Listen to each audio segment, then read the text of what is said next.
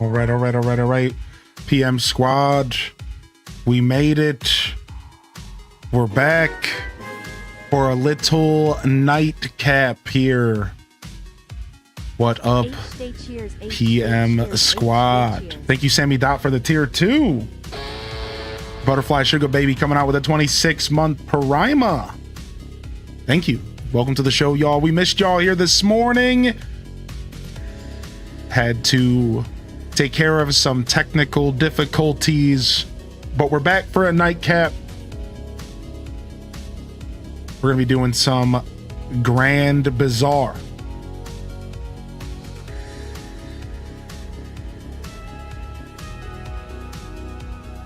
Some Grand Bazaar.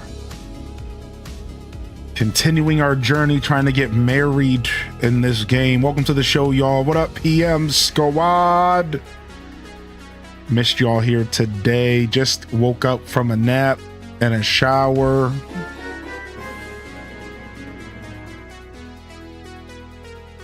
A little bit later this evening. Happy 66 months. Haven't done a 6 p.m. start time in a little while. Thank you, Jiggly Bella, for the 66-monther. Get some love in the chat. Sound off, baby. Sound off, baby. What is up? What is up? You look extremely crisp. Thanks. I'm fresh out of the shower. Fresh out of the shower. Yeah, we got the same air quality. We got hazardous air quality as well. Hope everyone's being safe. Canada, please take care of yourselves. Good to see y'all here today. I missed y'all here today as well. We're gonna have to squeeze in some Zelda on Saturday afternoon since we couldn't get any today in the morning. So schedule still is planned as far as the weekend goes. We got community game night tomorrow. So we're double dipping in the PM stream this week. All right, we got Mario Party Jamboree tomorrow. We'll play Superstars if we have time, probably not. And then Saturday morning, we're going to do a little bit more. So if you can't be there tomorrow night, Saturday morning, come on by. We'll do some more Mario Party. Maybe we'll focus on Superstars Saturday morning, and we'll see who's there and who wants to play, and we'll see what's going on. Sound good?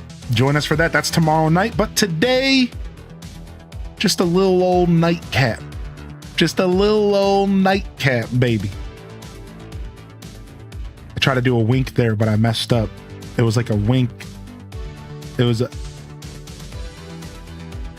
one of those. Nice. The deluxe is not quite worth it, Duel Master. It's just some cosmetics. All you're missing out, I can tell you right now, all you're missing out on is a 10% experience charm. And a dragon mount. You're missing out on a mount, but the mounts don't matter. Like, they're all just cosmetic, and you're missing out on a 10% experience charm. So unless you're trying to grind the end game, the 10% experience charm doesn't matter. It's not a big deal. So yeah, I would skip it. I don't think it's worth it unless you really want to do those level 100, full on grind. Yo, what up, Johnny Walker, baby? Good to see you here. What up, Wispy? Welcome to the show. PM squad.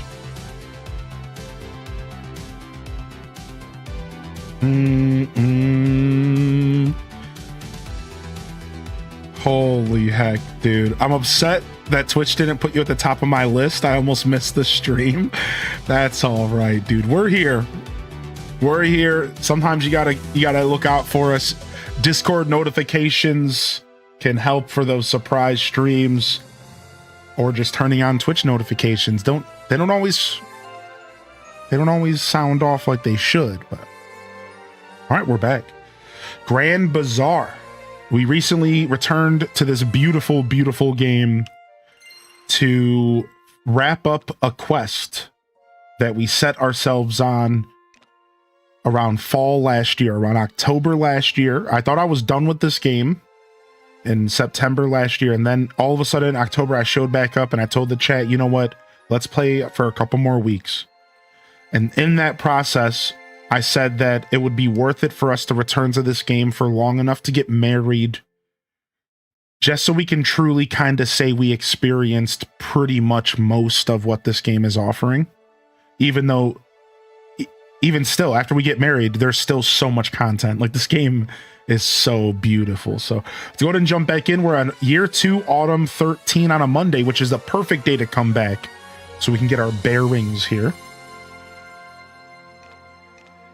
Perfect day to come back. And I have a huge discrepancy between autosave and wake up time. Did I mess something up? Let me check here.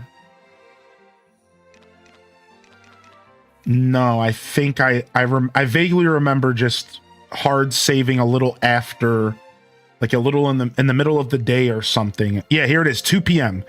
2:50 p.m. I did a weird thing where I saved in the middle of a day.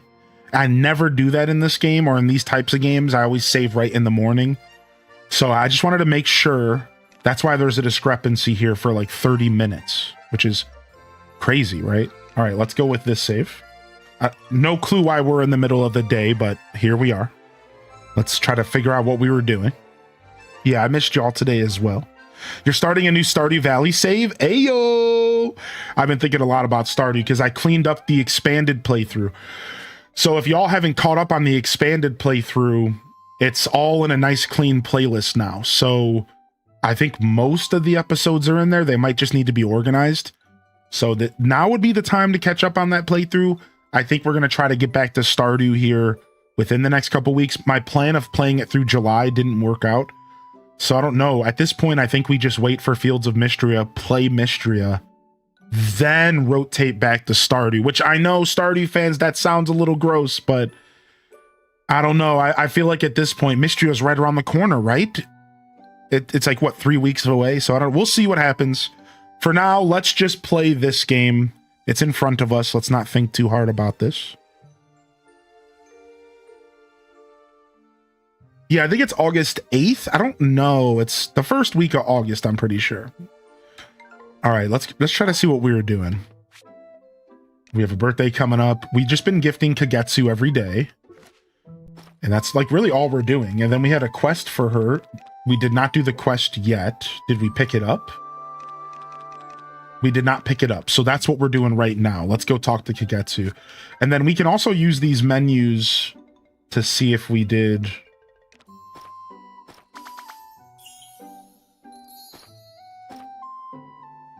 Okay. Is there a way for me to check?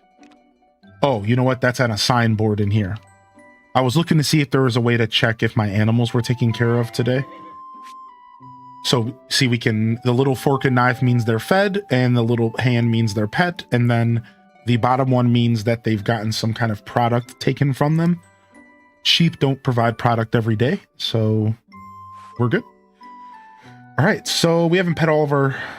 All right, we did max out our friendship and training on the cat. Looks like we maxed it out on Jules as well. So we need to continue petting Suki, Lemon, and our horse needs training. That's separate. So Suki and Lemon needs daily training. We're pretty behind on these two. And the more we train, the more they can herd, which is pretty important. So, all right. So that's pretty much all we have to do. Let's go talk to Kagetsu. Try to get ourselves locked in here. And now we have this option to look at what's in our windmills without going there. Oh boy, did they cook on this game, dude. So this is real nice. So now I can just kind of see what we were doing here. Looks like we're waiting for vinegar. Looks like we just did lumber. We have stone going. We're waiting for pickled eggplants in 4 hours. So by the end of the day, we need to get to the blue windmill. And by the end of the day, we could also do some stuff in red. And then this is just waiting for 1,000 years. We're going after Kagetsu, which we're going to go say hi to her right now. Looks like she's at home. We're trying to get our hands on this quest so that we can continue upping her heart count. So, even though it's faster to take the horse, I tend to not take it. So it's raining. Did we water the crops in the basement? Let's go see. Gotta train me before I start eating the carpets. What's up, nerdy nurse? Okay, I can't tell. I don't think this is watered. It is. Okay. Yeah, I can see it now. What's up, LP? Hope you're doing all right. All right, and then we don't have to water the stuff outside, but if we fertilize the fruit trees, apparently they provide a bigger yield. Okay, we did all that stuff. All right, looks like we're good here. I guess we can come back and check later, but let's just go to Kagetsu. Let's go do our focus. Glad you fixed your internet problem. I had to go and drop off the modem to AT&T store and get a new one. My ISP store. I had to go drop off a modem and get a new one. I think I actually caused this problem myself. All right. I think I effed up big time. I'm almost embarrassed to talk about it, but regardless, the outlet that my modem is plugged in on is like loose, and I haven't like called my landlord about it. And I was like messing around with it because I thought my power was out when I woke up this morning. It was a whole thing. So then, but it like wasn't, but the internet wasn't acting right, and I wasn't sure what was going on. And then it was like I had a half of an internet connection. And I've been around the block, so I've kind of dealt with that kind of stuff before. So I was like messing around with the modem, and like there was like a spark and everything. Some pretty scary stuff. So I think I caused the problem. Either way, we're not using that outlet anymore. That outlet is off limits, chat. That outlet is off limits. We're not using that one no more.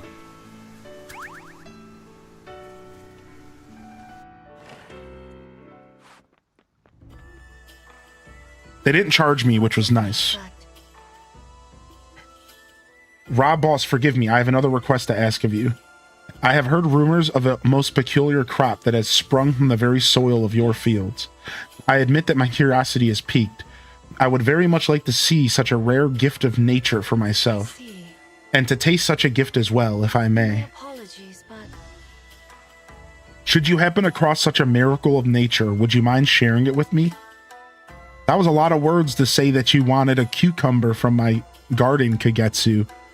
The girls know. I have heard that your farm occasionally bears unusual crops, so we need to give her like one of my weird crops, the ones that are like funky looking, like the eggplant with arms and shit. Though I cannot help but indulge this curiosity, your kindness is the rays of the sun, dispersing the uneasy fog that clouds my mind. Oh my gosh. It truly fascinates me to think how nature might provide such a rare delicacy. Sigh, I fear my curiosity may be getting the better of me as of late. Okay. All right, well, I think you can still gift her because it's all retroactive, I'm pretty sure.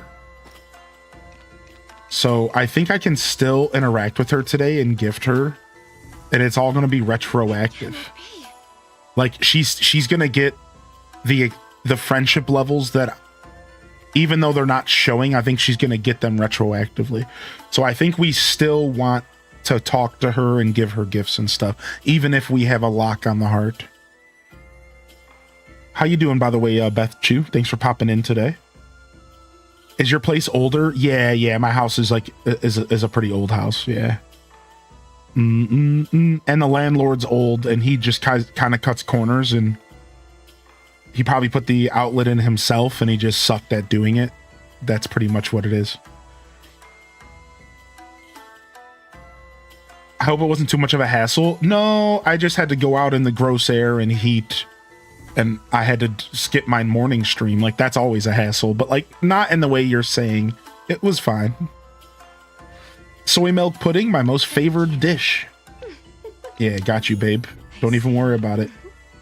My apologies, but no, I wasn't able to find what you wanted, but can you can you give me my buff? Oh, I still have the buff. Yes. I still have it. Chat friendship boost. Okay. All right, and we have a little bit of hours. We don't want to stay up too late. I guess we can check on our mushrooms and stuff here.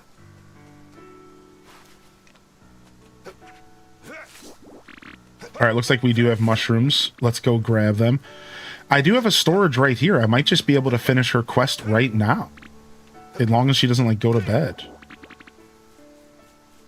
And I'm really low on gold and stuff, so I need to quickly go up here and see if I can get this rare loot. Yeah. Because I've been pretty behind. Not strong enough? What the heck? Guy's 150 hours deep into the game and he can't even pickaxe a rock. What kind of nonsense?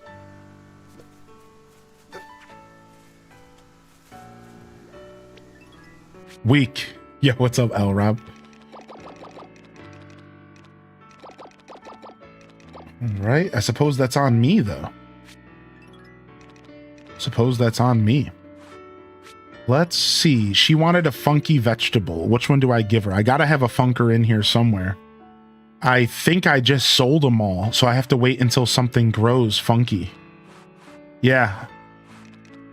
I think I sold all my weird shaped crops.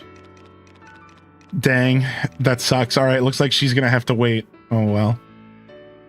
Do you even pickaxe, bro? An evening Hylian show is the best. I don't care what anybody says. I do love my evening content. I'm glad that y'all are here for it. Thanks for joining. Do you even pickaxe, bro? Come on, bro. Yeah, it looks like we're waiting for some funky crops to pop up, so let's go take care of our mushrooms instead. We gotta have some seeds in here somewhere. Let's grab some morel spores. We should just sell these.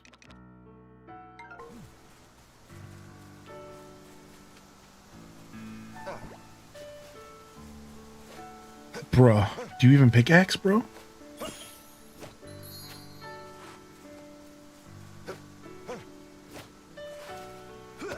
Nice.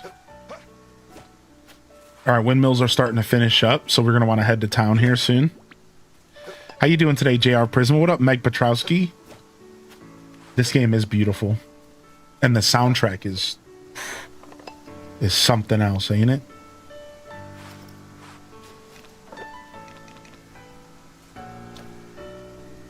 This somehow became one of my favorite farming sims I've ever played. I say somehow because I would have never expected that Grand Bazaar, a game that I never played from the DS era, was going to somehow take over like some of my favorite farms. And I've played farming sims my whole life. And really, my favorite has always been Friends of Mineral Town. And A Wonderful Life's like pretty close. And then Stardew Valley. I love Fields of Mystria. I like Coral Island. I want to go back one day. You know, so it's crazy to me to think that this game just slid right up into my just favorite farming sims. Yo, thank you for the gifted sub, Kiara. What's up, dude? All right, let's save these. State your conditions. All right, we might have even more mushrooms to bring over here real quick. I still don't know for sure if this one has slid into my favorites list over those that I just listed, but it's close, man.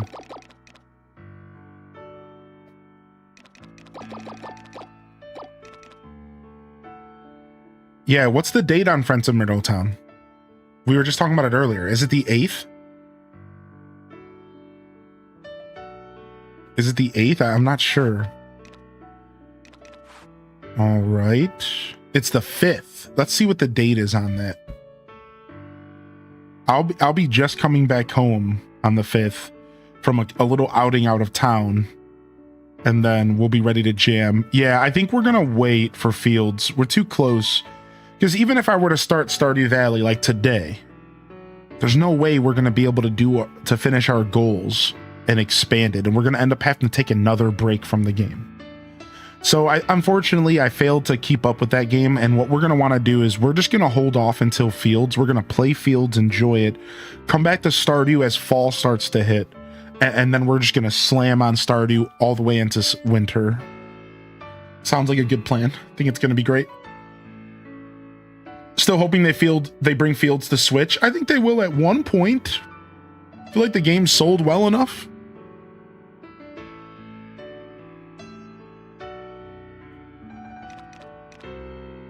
All right. Oh, dang. I missed a balloon. I just see it now. What up, Jess? So, what other mushies do I have? Yes, I do have more. We were selling these as well, but let's level up.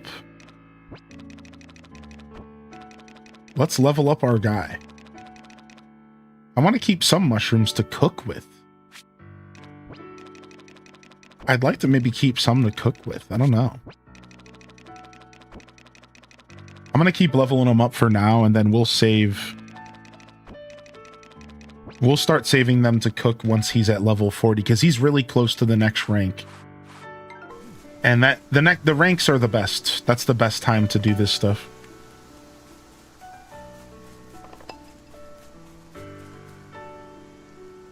State your conditions. State your conditions.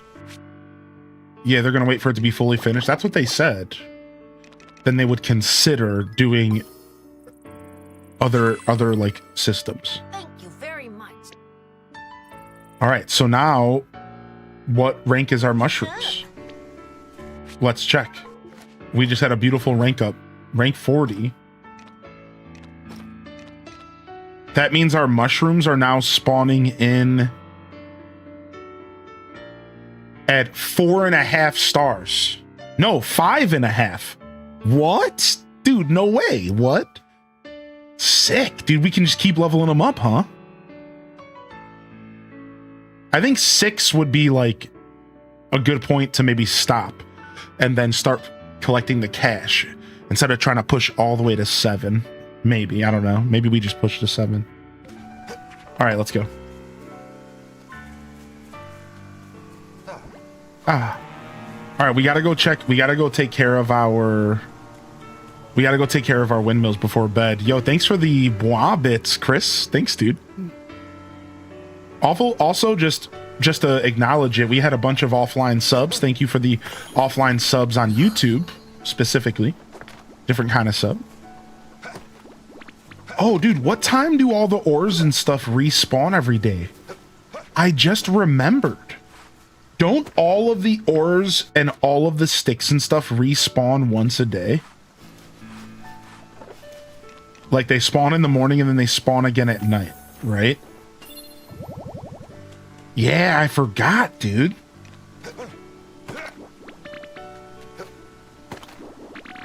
They spawn twice. Chris Mack. Yeah, dude, thanks for the biddies, baby. Welcome to the show. Yeah, they spawn twice. I forgot about that. So you can go around and get your ores twice in a day. Like we have double win, so we can go up to the big ore mountain really quick. This is gonna make us a little late for bed, but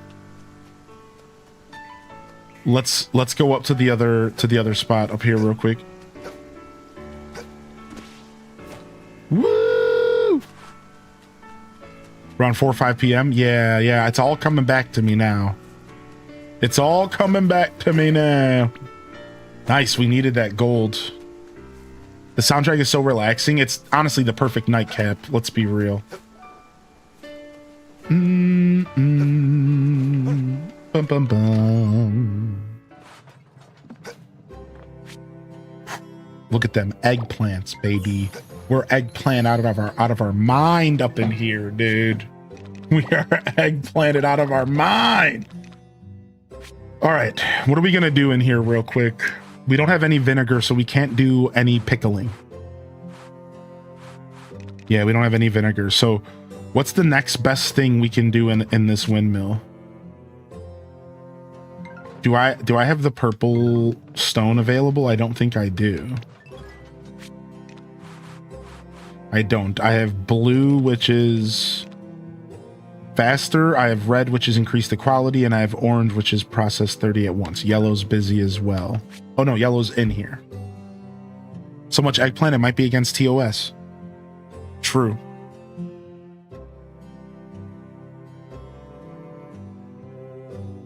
I low-key missed this game, but so many games, so little time. I know. Oh, we might be able to do mayo. All right, so herb mayo and herb cheese. Come here, kitty.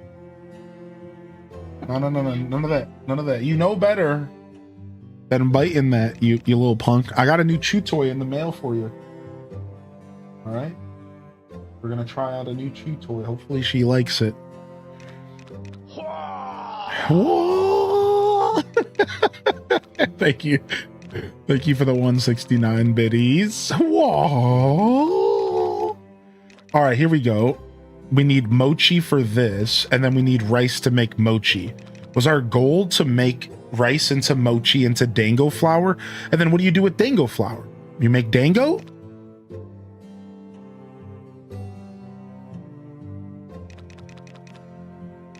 I wonder what my logic was. Is that like a source of income? Yo, what's up, Joopy-san? Hey, dude. I really want to be a farming sim lover, but I get confused with all these stats and info. Yeah, these games don't go easy on you. Some of them do, though. There are some farming sims that are a lot more lighthearted and don't require as much brain energy. I would argue Coral Island's best at that. I would argue that Coral Island is one of the best farming sims to play if you just want to play casually, because you can adjust the clock and everything, and you don't really have to think too hard while you play Coral Island.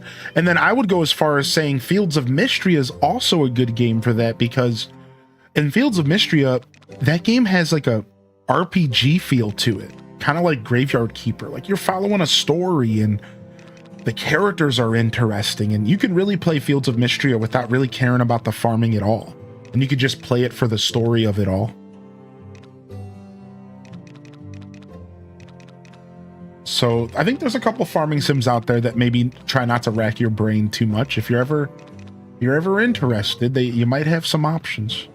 It's probably a moneymaker. Yeah. What up, Spidey Billy? What up, Jazzy? And welcome in here, Detective Rach.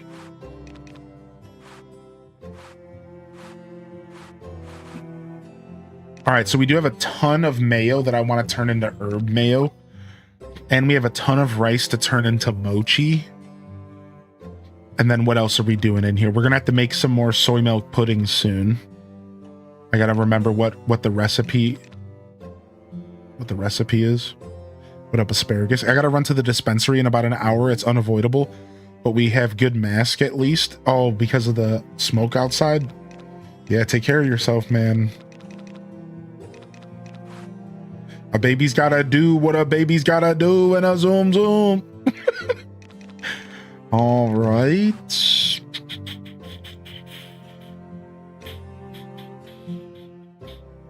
Boom, boom, boom, boom, boom.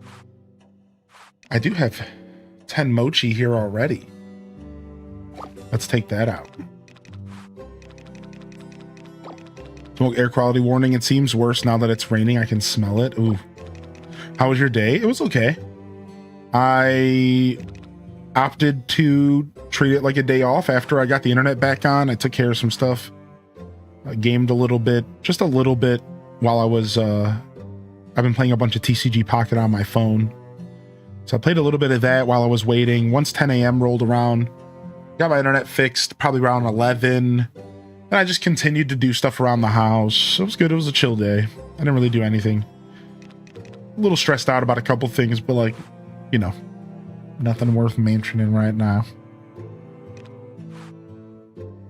I need some herbs. Do these count? I don't think they do. There's a lot of menuing in this game, all right? Get used to it. Without woolly socks. It's the only time you're safe from when the clock is ticking down. All right. You're only safe when the clock ticking down when you're in menus. So we use this as a buffer.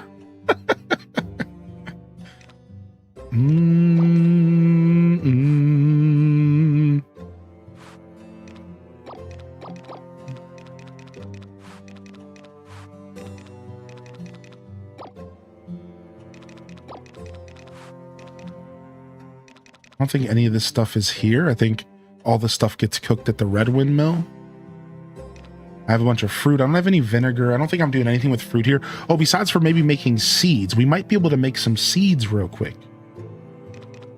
I forgot about that. We could use some seeds. All right, let's start off with the stuff that we were already going to do. We'll do seeds after.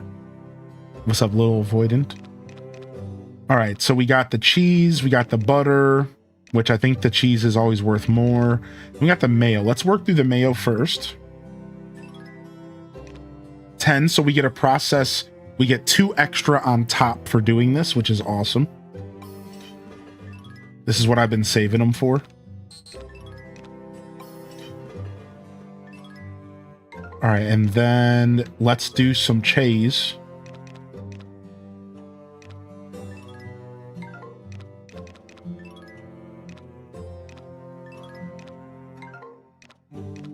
I guess I could start combining some of these items. I forgot. Now we can combine items, huh? All right, let's get some 4-star cheese going.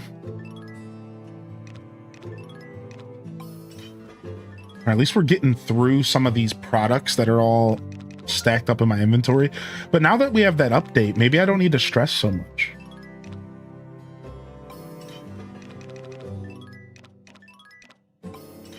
All right, that's everything. Reminds me of all the cheese poles. Yeah, we were getting it that day.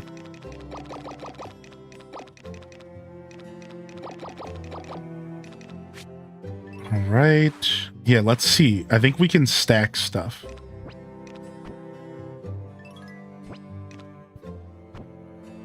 I'm down to just to clear up inventory space. Like, that's beautiful.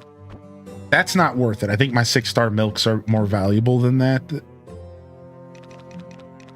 But the fact that we can combine stacks is a beautiful thing, dude. They really cooked on that.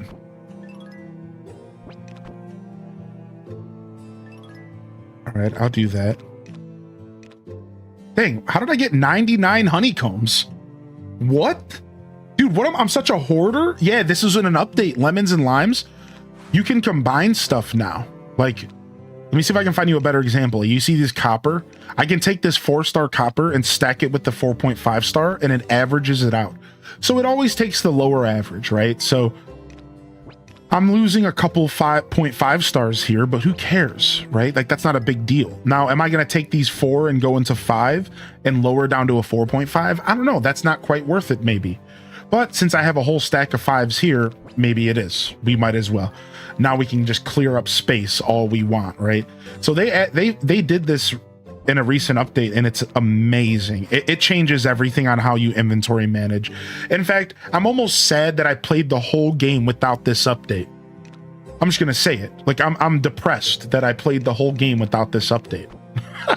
like it sucks. Like, why did I do that? Why would I ever do that?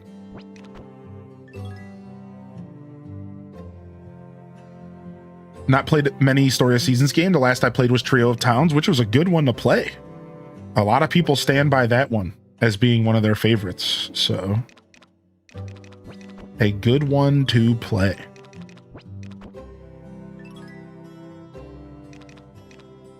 You see, I can combine a lot of this stuff because my field's going to make up for any loss. So my fields are max level fields.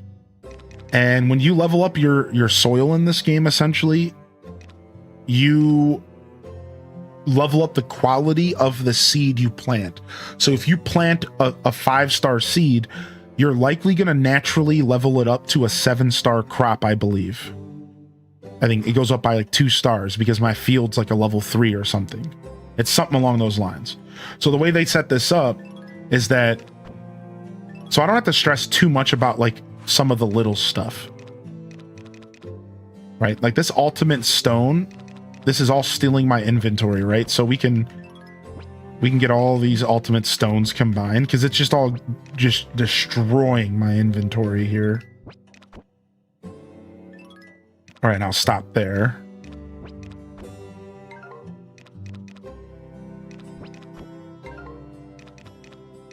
Yeah, this update, man, it changed everything for me personally as a player.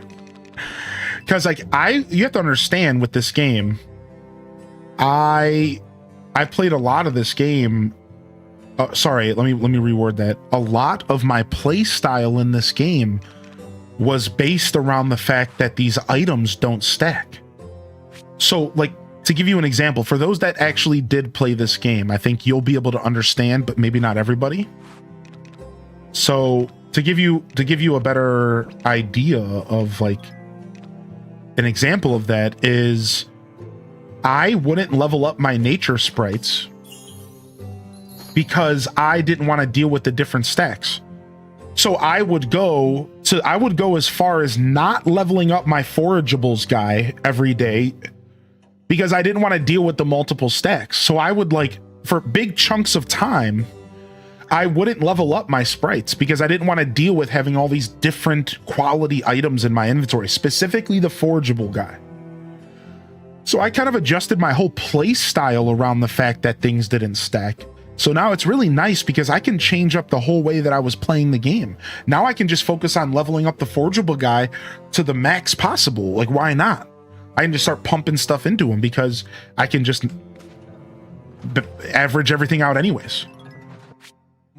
Yeah, you know, it's very, very nice update on their part. They knew what they were doing. Boom, boom, boom, boom. I have a lot of wheat. Man, I am a maximum hoarder in this game. I have a problem. I seriously am just sitting on stuff. Just a lot of stuff. Boom, boom, boom, boom. All right, I think we're good. Let's go home.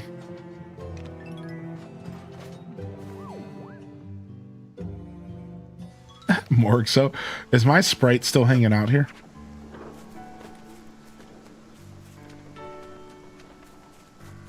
All right, what did you want?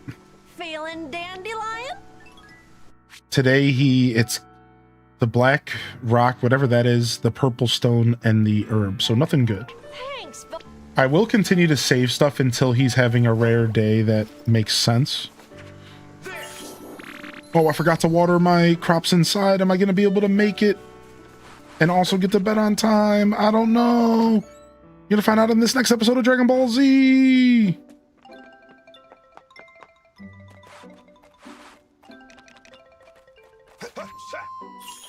We're going to be cutting it close. We're going to be cutting it close. Go, go, go, go. Nice, we made it. I also upgraded my storage to, like, as high as I could, yeah. What's up, Dr. Peppy? Welcome to the show. Whoever recommended the Razer Death Adder mouse, thank you. Ooh, the Death Adder is a good mouse. What's up, Counterintuitive? What up, Gothic Plant Witch? You and me both, my dude. Maximum hoarding in these games. I just made some bomb chicken and rice from nothing. Something I'm really grateful growing up learning. Being poor is how you make something really great with not much. Yeah, same, dude. I can turn some pretty obscure ingredients into something pretty tasty. Yeah, I'm right there with you on that. The impoverished soul. Yo, long time lurker, but it's nice seeing you at this time. What's up, D2? I remember you, dude. Welcome back. Welcome back. I remember you. You haven't seen hoarding until you see Dreamlight Valley players? I mean, you're not wrong.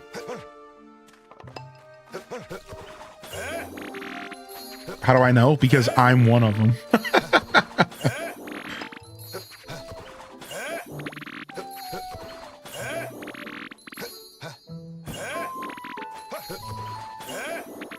All right, the tea leaves are coming out. Sheesh. This is good stuff, though. This is all just hard cash for us because one of my brands is the tea leaves. That was one of the first things I leveled up was spring tea leaves. So we just make unlimited cash there. There you go.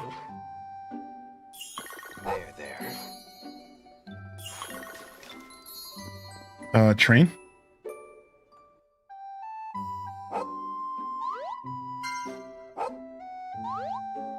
Turned out so great. I fly back home in a week. gonna try to use up what I've got in the fridge and pantry here. Nice. Yeah, welcome to the show, D2. Enjoy the lurk, and thanks for saying that. Yeah, I'm trying to do more night streams. It's tough, but... There you go. We've been doing community game night again. Every other Friday for the most part. And I'm going to try to slide in some more PM streams like this, so... I need to get back to this game. I bought Moonlight Peaks and I'm addicted. Ooh, I've been seeing lots of Moonlight Peaks stuff. Anyone seen the cute fishing stuff in the premium shop this week in DDV? No, I gotta go take a look. I gotta go take a look-see. There. Oh, there.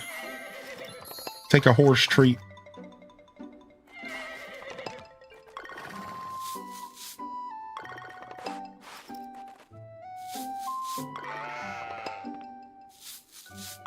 So my animals are gonna come in here and automatically start herding at 8 a.m. So we got to take care of everybody right before that happens, which is going to save us some time. So I think I have multiple strategies in this game, but I think my favorite strategy was doing everything in the evening after I got home from my daily outings. That was like my favorite way to handle stuff. So I think we'll continue to try to do that.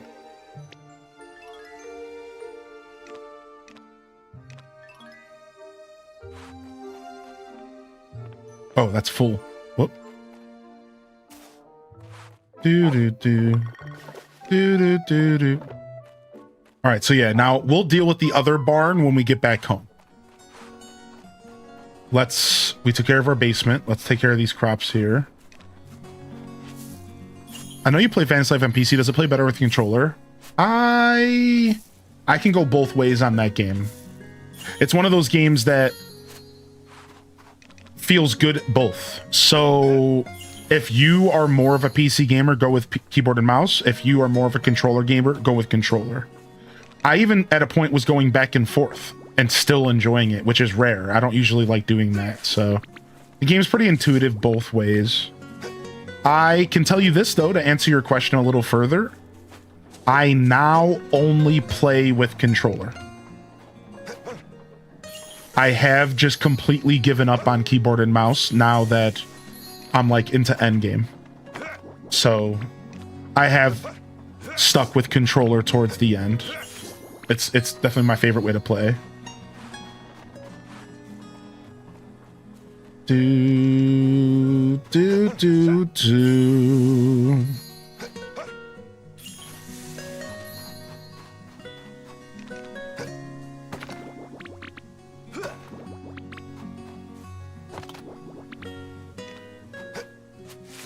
Yeah, I think I played the majority of the game with the controller, though.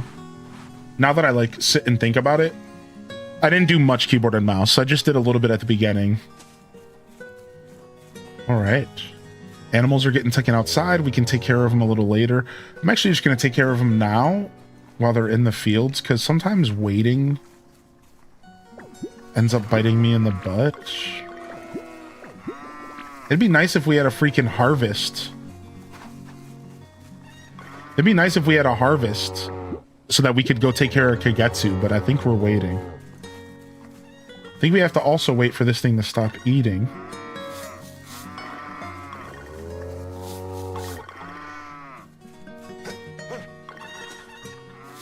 So then now all that I have left is to talk to each of my animals. The cows never fail to make me smile. Dude, I know. All right, real quick, let's do a run through of pets. If we miss somebody during pets, that's fine. There. For chickens, it's pets and pickups. There you go.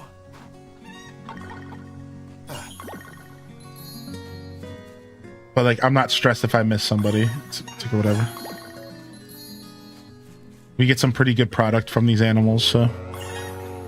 Yeah, with Fantasy Life, I bought it on Steam.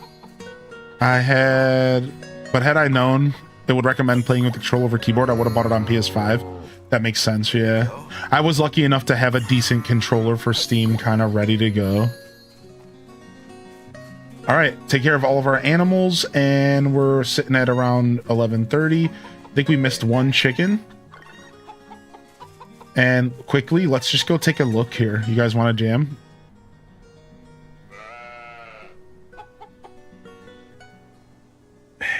Yeah, dude. Yeah, dude. All right, let's go. We ain't got time for all that.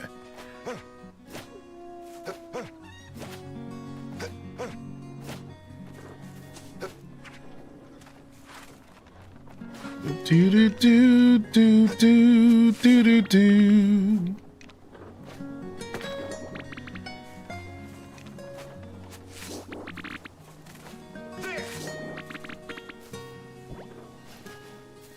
So I think this changes weekly. Feeling dandy. I am. This does change weekly. So I think I'll wait and get him. I'll wait for him to want sticks and stuff before I start giving him a bunch of material. All right, well, we did manage to get some vinegar. We got 30 vinegar. Can we use any of it here? Pickled turnips, potatoes. We can on the potatoes. Let's go ahead and just do that. I kind of want to wait for my yellow. I'm kind of being stingy about it. Let's wait. So in the meantime, what would be best here? Lumber. I do need more lumber and stone. If we want to ever get our ultimate weapons, we have to just keep doing lumber and stone. I could do yogurt. Don't I have a bunch of milk laying around? All right, let's go see. Of this game?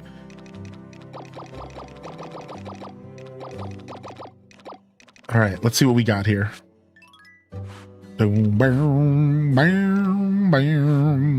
Yeah, I have so much milk laying around. Why don't we handle that? Why don't we do buffalo milk and regular milk?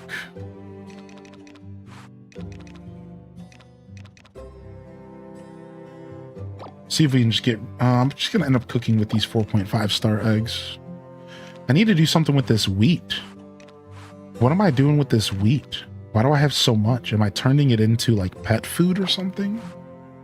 I think so.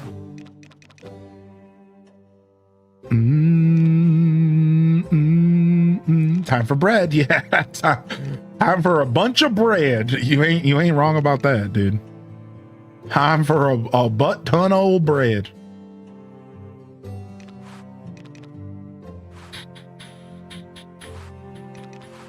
All right, let me grab all this. I'm actually going to need some...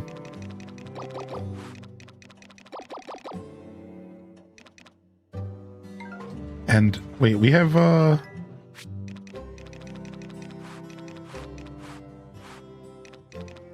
right, that's good. Starting a list of things I would never heard anyone say in real life. I have way too much milk laying around. I could see that being the top of the list.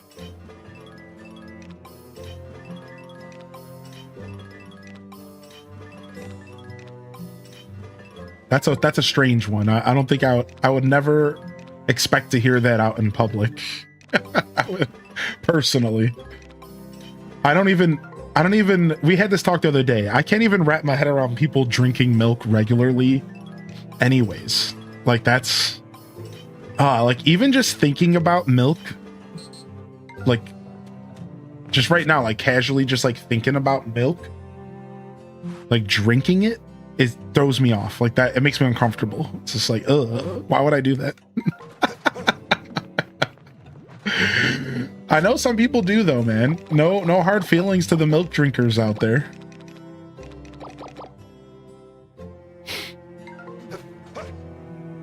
Cold milk is so refreshing. Is this game new player friendly? Yes. However, I think that a lot of these older farming sims assume that you're somewhat of a fan of the genre. So the best way to answer that question, Wispy, is that this game is a remake of an old game. All right. Yo, what up, fo? H-Day Browse X49. H-Day Browse in the chat. Dude, I can't catch bugs. I suck. So this game's a remake of a game from like 2005. So it has like old isms where it does kind of assume that you've played a farming sim before. So while I would say that this game has some new player friendly vibes, I would like to preface it with the fact that it's an older game. Like, this is a remake of an older game, so it's always going to challenge you a little differently than modern hand-holdy games tend to challenge you. So if you've never played a farming sim at all, I don't know how well this game would go over. And you want to know the main reason I say that? Just how fast the clock moves. If there's one thing that makes me hesitate saying, is this new player friendly? It's the clock moves blindingly fast in this game. The clock moves blindingly fast in this game. To like a very scary level. And I think if you're somebody who's never played a farming sim and like if you get kind of overwhelmed easily by that kind of stuff, then I could see you maybe not liking this game. And that's it. That's all I have to say about it. Otherwise, it's definitely it has a lot of new player friendly accessible features that really do help a player along in like learning the experience, and it does a really good job with tutorials. There's tutorials around every corner, always trying to tell you and teach you on how to play the game and help you understand how to play the game. So it is very new player friendly, but because it's such an older game, it is asking you to kind of know a little bit about farming sims. It is kind of asking you to deal with a clock that is way faster. Like, the clock is probably faster than Stardew Valley's clock.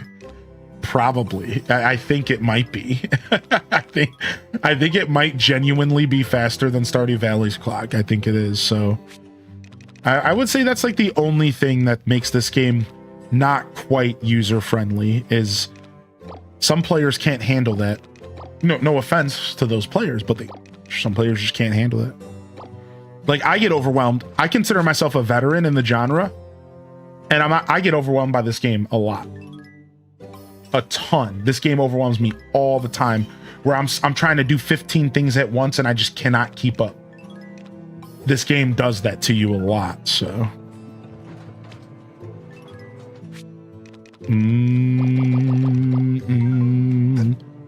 Have you played Fae Farm? I have played 4 hours of Fae Farm. I just haven't released it on YouTube yet. It was a variety-a-thon. It's one of the VODs that are a little lost. But I do have some content of Fae Farm. It's just not a lot. We checked it out for a couple hours. I never came back to it. It didn't quite click for me. W Story of Seasons. Didn't quite click for me, unfortunately, but I did enjoy what I played.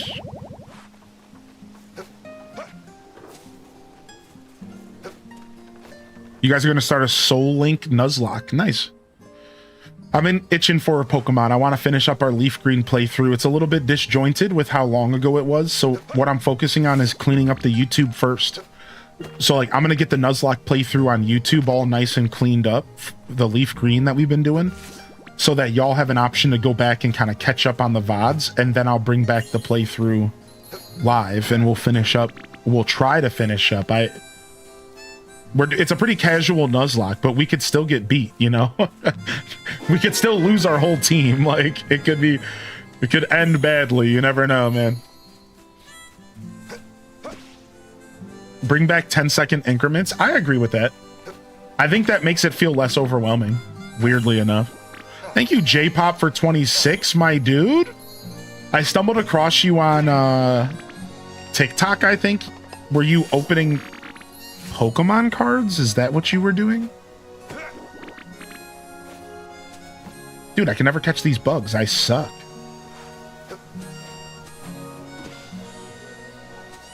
I'm not on TikTok often. I think I might uninstall it. The only reason I don't want to is because my lady friend and I will share TikToks with each other and we bond a little bit over the game. But like, I don't know. I'm over it. I'm over social media. I always am. I'm never not over social media. I go through phases. Yeah.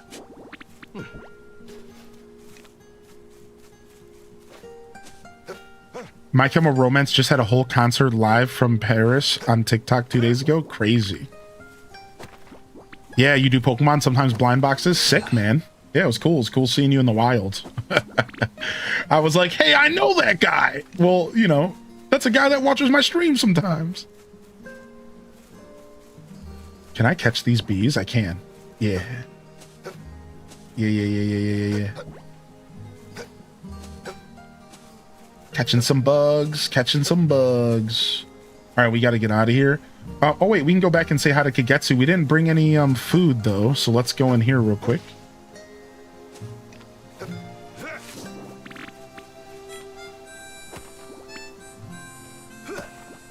Whoa, I haven't seen this guy in a while. Just running through here.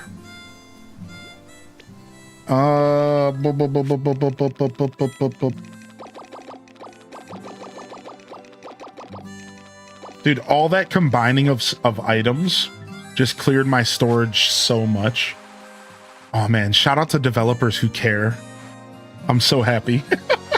This game puts the stupidest, goofiest smile on my face the whole time I play it. I don't know what it is, man.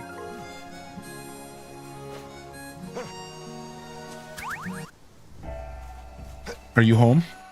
I hope you are, because I'm here.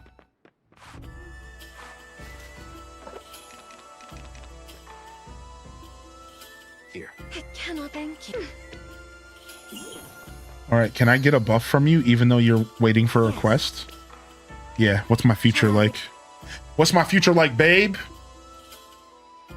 Yo, HDES Browse in the chat again, though. Thank you so much for the 49 months, and thank you J-Pop for 26. Welcome in here, PM Squad. Probably time to head out. Oh, she kicked me out because she was leaving. Petting rare item percent up. Okay, whatever. All right, let's get out of here. I don't think we need to go check the blue windmill. I just got to go collect my eggs.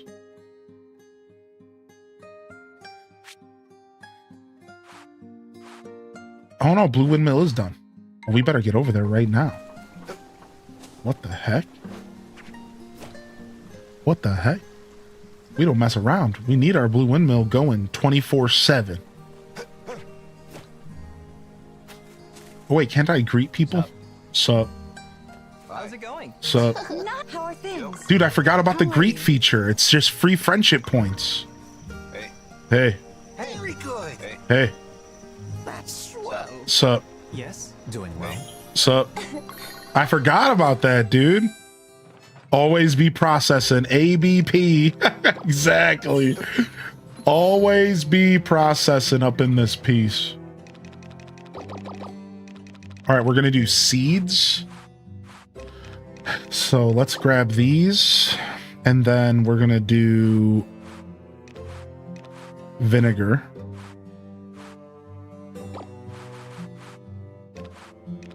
And we should just keep going with eggplants, I suppose. Maybe some cukes, if we can afford to do that. Do I need cuke seeds? I do. All right, so 54 is the number we're aiming for. That fills up a whole field, I believe. 54 is the number we're looking for. So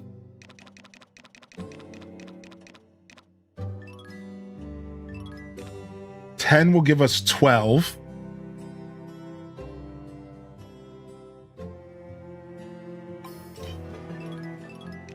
All right, so that's 24.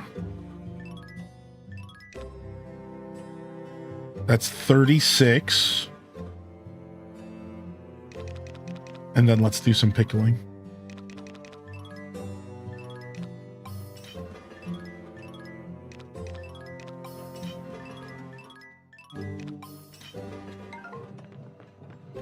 All right. One of my roommates ate my leftovers and left the Tupperware in the sink. If you're going to take someone else's food, at least wash the evidence. True. You have all the Wonder Stones? Not the new white one, but I have all the ones before the white one. Yeah, they added a white Wonder Stone to the game. And I think it's really rare to get. It's super endgame.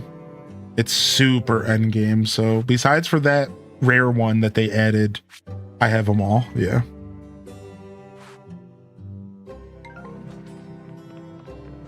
What am I doing here? We're done here.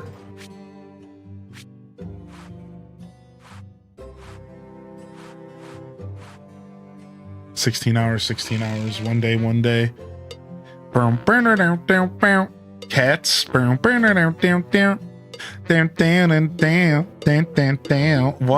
Please note that you've been pre-approved to implement Operation Poop in Shoes if your human ever needs a behavioral adjustment, cats. What? What? I got a donation from the Cat Society? What in the heck? Just from cats. What? Cats be tripping. Thank you for the $6.66 donation. They chose a good one there. The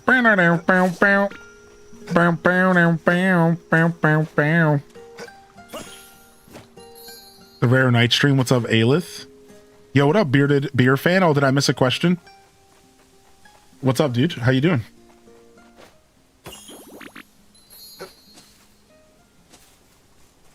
Not sure what I'm watching. Just know I need to get my mind off some bad neighbors. Oh, sorry to hear it, dude. This is Grand Bazaar. Storia Season's Grand Bazaar. And this is what we dub the nightcap. Some cozy evening content. This is a farming sim akin to Storia Season's Harvest Moon. You ever heard of those games? You know, Stardew Valley. And this is a little bit of a different one. It's from the DS era, but it got remade. And it's your traditional farming sim vibes, except with a twist. And that twist is that you run a bazaar, a shop, every Saturday in game. You run a shop to sell your goods. And you have to like learn how to like manually run the shop. And you have to learn how to like deal with, you have to like ring a bell and get everyone's attention and get them to walk up to your stall, and it's like a whole thing.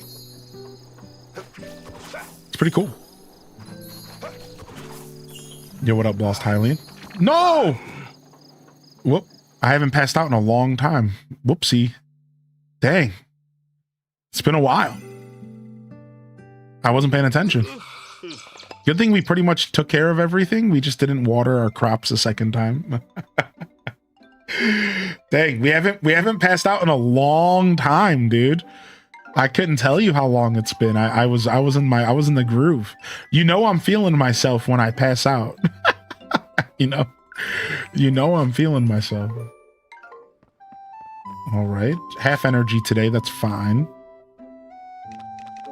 Our next event coming up is the animal show, which is pretty important because we got to get some higher quality product coming out of that. Let's go ahead and take our bath this morning and just get our energy to max. My fault I distracted you? No. Nobody's fault. Nobody's fault. All right, how do I make this soy milk pudding again? I need soy milk. How do I make soy milk? I need soybeans. Okay. All right, we'll do that tomorrow. We have one more dish to gift.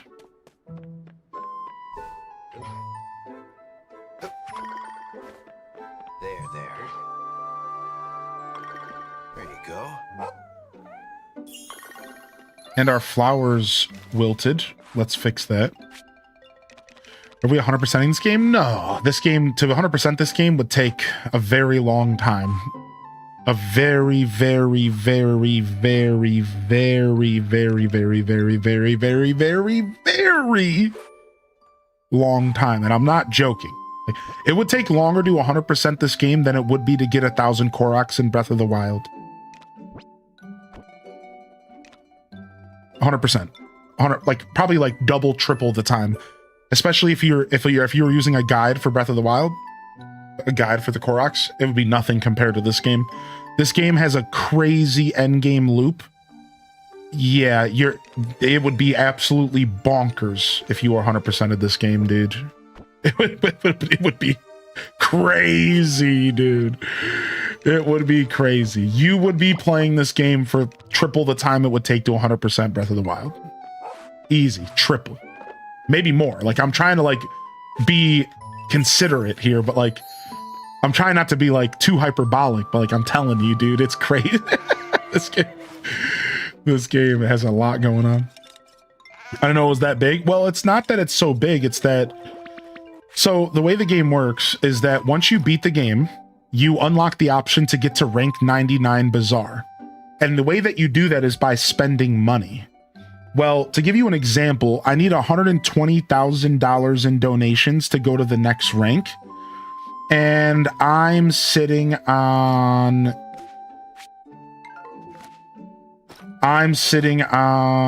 what is my cash? How do I see that? I just want to give you guys an idea. So I'm sitting on 2 million right now. And it costs like 2 or 3 million for me to like upgrade my fields and stuff right now. So the reason I haven't spent this money is because I'm trying to save it for upgrades for like my storage, which costs like 2-3 million to upgrade a pot, right? It gets insane. So like, let's look it up real quick. How much does it cost to rank up your Bazaar late game? Story of Seasons. Like I've had people tell me in the chat, but I'm just gonna like tell y'all real quick, like, right? Yo, thank you so much, Layla, for 12 months. Can we get some love in the chat here? So take a look at this sheet right here. Somebody went and did the math. So like, look at this. Take a look at this. So if you want to get to Bazaar rank 20, it costs 2.3 million. If you want to get to Bazaar rank 30, it costs 8.1 million. If you want to get to Bazaar rank 40, it costs 18 million. If you want to get to Bazaar rank 50, it costs 32 million. If you want to get to Bazaar rank 60, it costs 53 million. 70 is 82 million. 80 is 122 million. 90 is 171 million. And 99 is 239 million in-game gold to be able to reach the maximum level in the game. And that's every time you have to pay that price again. It's all incremental. So for 98, it's 229 million. For 97, it's 220 million. So you see what I'm saying? By the end of the game, you're spending multiple billions of gold to max the game out. No, it's not accumulative. That's what I just answered that question. Every single number you see on the screen is the next price that you have to pay. That's the next price you have to pay. Yeah, it's absolutely bonkers. So when we 100% Kingdom Hearts, JK, yeah, no, I've never played Kingdom Hearts, so I'm not sure about all that. I know Kingdom Hearts is also a pretty long 100% style game as well, though. But I don't think it has anything on. I think this game is a lot longer.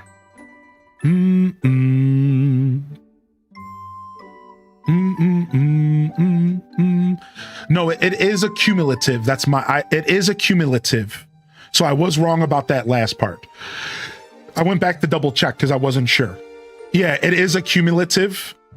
So you are just like slowly adding to this massive pot. So you don't end up going into the billions. You do end up at a total of 239 million donated. And to give you guys some sort of like comparison real quick, I'm 150 hours into this game and I'm only rank 11, which means that I'm only at 210,000 total donated. So I'm only at 210,000 donated total at 150 hours into the game. And I've been playing this game at a very efficient way. Like, I'm actually playing the game relatively efficient.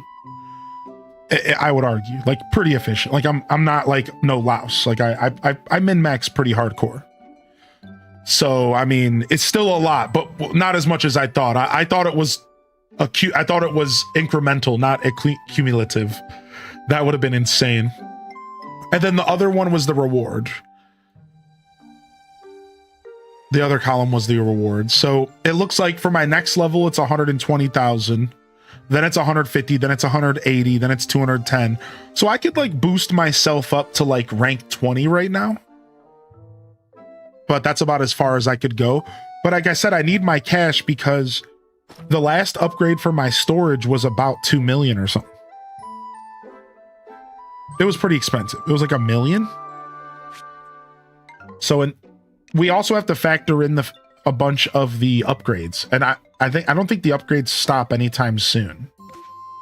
I remember somebody saying that they were getting upgrades well into the end of the game.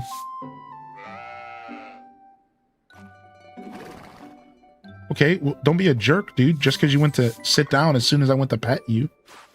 There. What the heck, dude? There.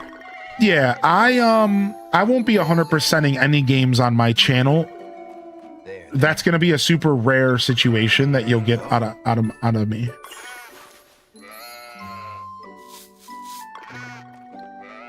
Yeah, we talked about that the other day. I realized in hindsight, I am not an 100%er, so don't ever expect 100% content from me. That's just not the kind of gamer I am.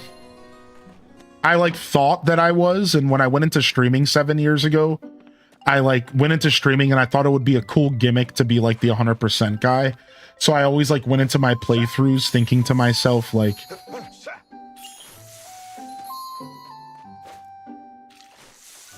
Google says it would take 300 hours to 100% this game. No, I think that's wrong. Yeah, I think that's wrong, but let me see how long to beat Grand Bazaar. I think that's wrong. I think that's probably wrong.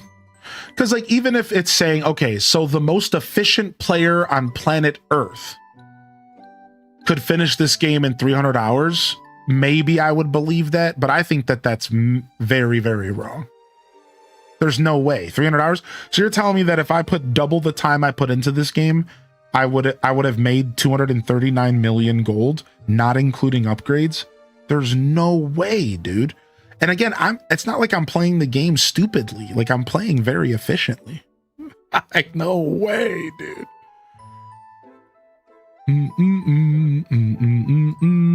Yeah, I disagree with Google there. I don't think that's true. It looks like how long to beat can't actually decide because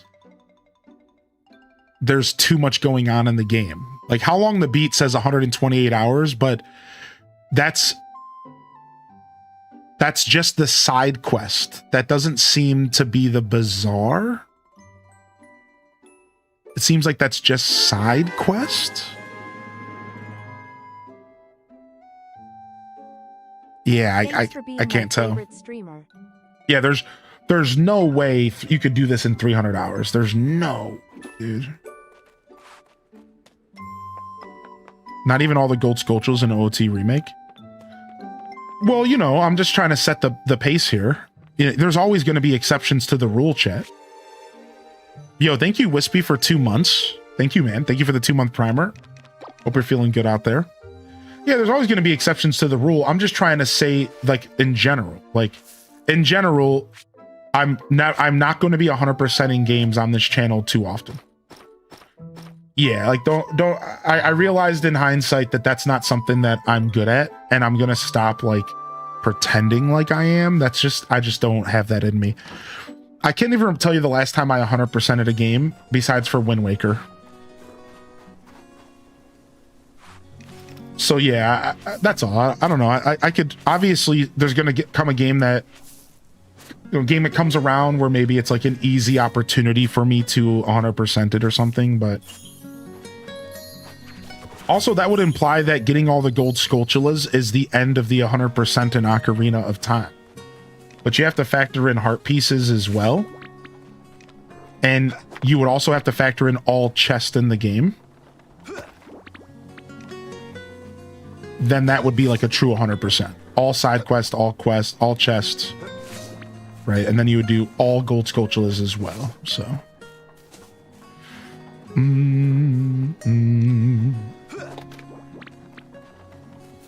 Is that maybe main story at 128? It said main story plus sides. I'm imagining it's like just doing all the leveling all the characters. I imagine if you consider leveling all the characters and doing all the quests for all the characters, that would probably take around 130 hours. I could see that. Because if I would have at all focused on the NPCs, I'd probably be able to have them all leveled up right now. I just cared more about money.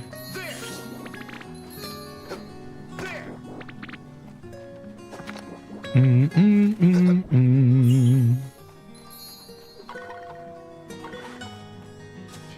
I'm gonna fertilize here.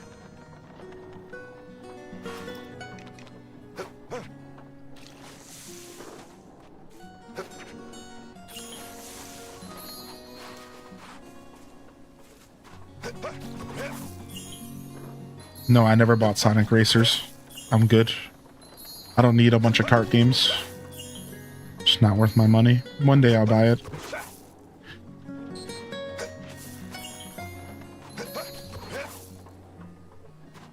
One day I'll eventually pick it up. That day is not today. Tears of the Kingdom's the only game I ever 100%ed. I know, like, I want to 100% Tears of the Kingdom and Breath of the Wild, but I don't want to do it using a guide. And that's what makes those games so hard to 100%. It really comes down to, like, just so much time. It's crazy. What's the goal of this game? This is a farming sim. You ever heard of Stardew Valley? Have you ever played Stardew Valley by chance? It's this is a farming sim. So it's farming simulation games as a genre. You know, now genres get a little blurred. So this doesn't cover every single farming sim, but farming sims in general are a genre of game in which you get handed a farm somehow. Usually it's like a family hand-me-down or something, and then you take over that farm and you start your life as a farmer, and the goal of the game is to build up that farm to the best it can be. All right, so let me eat real quick. So for example, this game, I believe we like just moved into town and they handed us this farm because of our mother or something. So it was like in our family, and our mother like left town or something like that. And it's like all part of the story. So our goal for this game was to help bring this town back to its former glory. So the town that we're in had a bazaar, and that bazaar had fallen from grace, and it was no longer the best bazaar out there. And your goal as the character is to make the bazaar the best possible bazaar it could be. And that's actually how the credits roll. So this game's like story is you are on a quest to, again, make this town, like put this town back on the map again and make the bazaar the best it's ever been. And you do that through gameplay that consists of farming and watering crops and time management and just like a management sim in general. Farming sims were always kind of like management sims. And you also do that through running a shop. Every Saturday in game, you run an open shop, a stand, and you sell stuff to make money. That money is used to buy more crops, to buy animals, to take care of animals, so that you can turn chicken eggs into profit, to turn milk into cheese, to cook, to do everything you can to make profit. And then the other side of the game is romance. So farming sims have always traditionally came with a like romance style system in which you can find a mate and get married. And I think I forgot to harvest these eggs. So these might have... So that's the other goal of the game. So generally speaking, the goal when you play a farming sim, and specifically this game, is to build up your farm, build up your income, build up your property, right? And fill up your wallet and try to do everything you can to be the best farmer. And then your goal outside of that is to start your life, get a family, start your life, have kids, and essentially kind of life sim, slice of life style game. If you ever heard that term for like animes, right?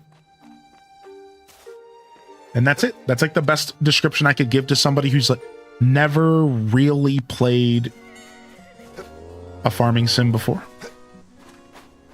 There are only two games I ever 100%ed, Link's Awakening and Super Mario Sunshine. I've 100%ed a bunch of games in my years.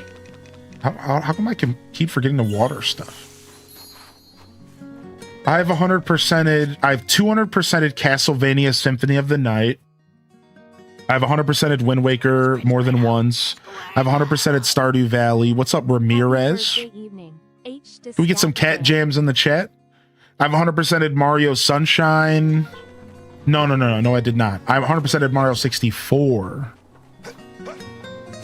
I've done A Link to the Past. I've done Link's Awakening. I've done Original Ocarina. No, I haven't. I've never gotten all the gold Skulltulas. I have 100% all masked Majora's Mask. I have 100%ed Twilight Princess. I've done a good amount of 100% in my day. Thanks, man. Thanks for Ramirez for 38, baby. What's up, Pixie Skies? Good to see you today. How you been? Welcome back, GG Claire. I hate when I get what a game considers 100%, but I'm still like a dozen achievements or trophies from a full clear. Majora's Mask is a fun 100%. Yeah, for sure. What's up, Nembo Tavi? Where are that cow's black spots? Oh, yeah, there's different types of cows. There's bulls in this game. There's buffaloes. So the cows that didn't have spots are buffaloes. Yeah. We have buffaloes and cows in this game. You're thinking about the mayor's mom? Oh, it was the mayor's mom. Thank you, Lemons and Limes. The players just inherited and becoming the new farmer. That's the story. It's been a while. Yeah, I never finished my 100% of Echoes of Wisdom. I'm considering going back to it. I have considered it. Do you find farming sims harder on a mouse and keyboard is so much smoother? Do you find it harder on a controller? No, not at all. I grew up playing games on a controller, and I also grew up playing games on the keyboard and mouse. So for me, both are the same. Rarely do I at all put up a fuss about what device I'm playing on. I'm just blessed like that. Hashtag millennial gamer who experienced both universes very heavily. Right? I grew up with a controller in my hand. I got to play with D-pads, joysticks, all the way up to keyboard and mouse for years. Maple Stories, RuneScape, World of Warcraft, Diablo 2. So I got conditioned to be a really, really good keyboard and mouse player as well. But I had my years of Halo on controller and Call of Duty Modern Warfare, so I had to learn how to play with the sticks, because if you want to get good at shooting games with the sticks, especially before auto aim, you had to get good. There was no other option, because without auto aim, it was hard sniping in Halo, and I was one of the best snipers out there, at least in my crew. So the truth is that keyboard and mouse versus controller, it doesn't change anything for me, rarely. And I'll give you a couple examples of where maybe it has. Playing the bow class in Hades felt better with a keyboard and mouse because of the way that you shot and aimed with the bow. So weirdly enough, anytime I played the bow class in Hades, I always wished I had a keyboard and mouse. And if I was on PC, I would switch because I had the luxury of both. But when I played Hades on my Switch, my Nintendo Switch, I always avoided the bow because I hated it with the controller. So there are some exceptions to this. Every once in a while, I do kind of find an experience within a game that I hate doing with a controller, but that's not too often nowadays. I'm a very ambidextrous gamer in that sense. Controller versus keyboard and mouse. I can go both ways. It doesn't matter to me. I don't know if I want to do more stone and wood. I think I want to take a break from that. I need to figure out what we're doing here. I need to figure this out. What am I doing here? I'm out of vinegar. Can I make more vinegar? I think I need just straight up rice for that, right?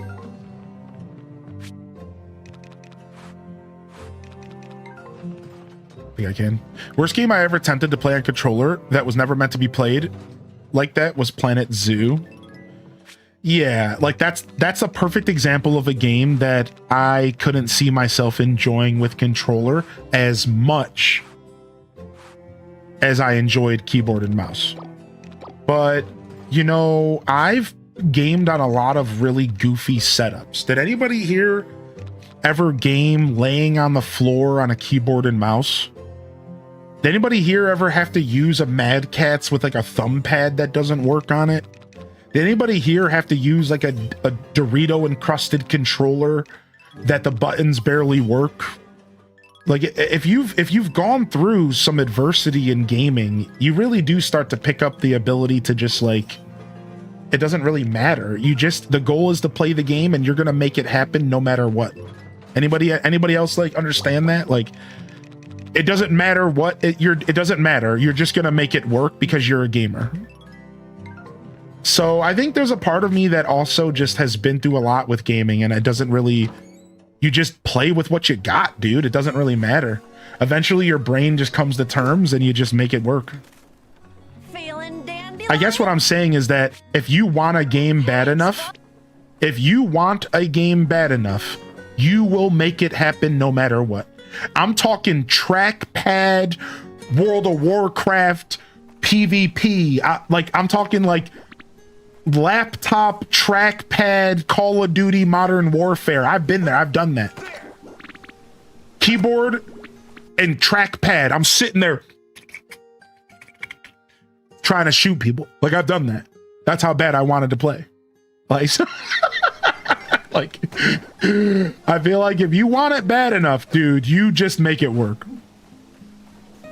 It never occurred to me if I have a preference because I grew up with both. Yeah, same. I just don't even think too hard about it.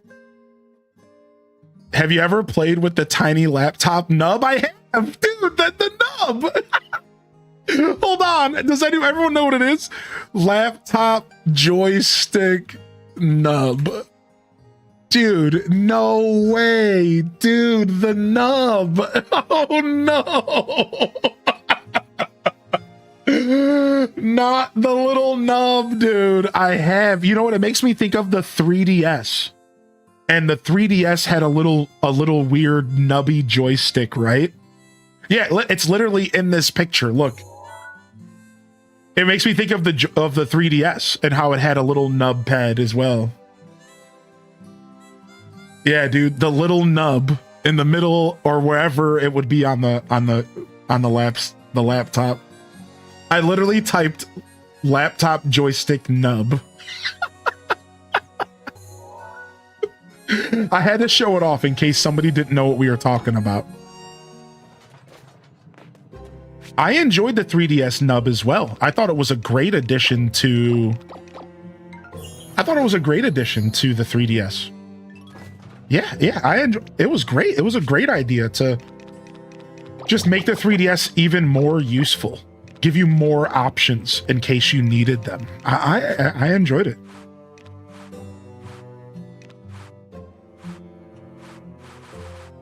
Yeah, I also unironically enjoyed the 3DS nub.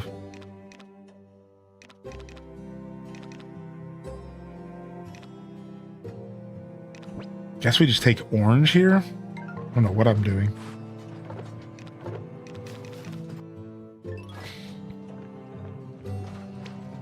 Yeah, the C-stick nub. Yeah, that's what we're talking about, right?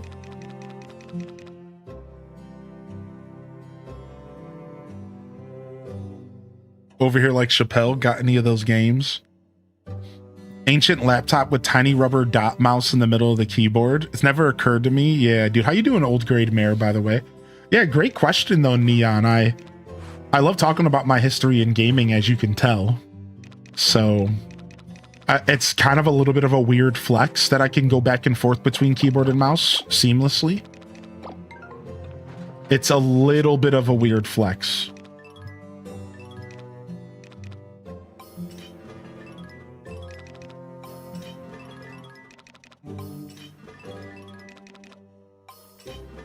I wasn't baller enough for the 3DS Circle Pad Pro. I'm not even sure what that is.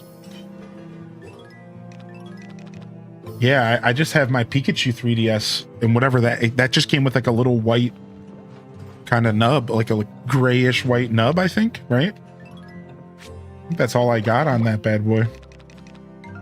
All right, we got a bunch of fertilizer going. Let's go visit Kagetsu if she's home. We're just waiting for vegetables to finish before we hook her up. Before they made the new model, oh, it was a clamshell that gave you a second analog stick. How was your day? It was pretty good. Yeah, thank you for asking. How you doing today, Dova? Original Harvest Moon devs made this? Correct. That's right, Dova. How you doing, dude? I apologize I missed those messages over there. I was lost in the sauce. God of War adaptation live series reveal. Ryan Hurst got injured and set. What? Really? That sucks. Sorry to hear it. Socopad Pro is crazy looking. Yeah, I've never seen that. How you doing, DNA bro? Thanks for asking. How are you today, Pixie? How'd your day go? Alright, Kagetsu's leaving the house. I'm glad I saw that out of the corner of the screen there.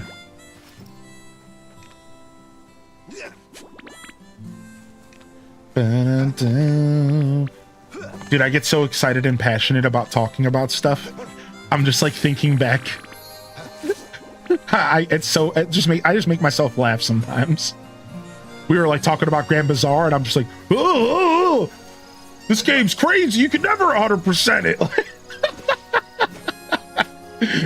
And then we're talking about the Circle Pad Pro and I'm losing it. Dude, I'm just such a passionate gamer.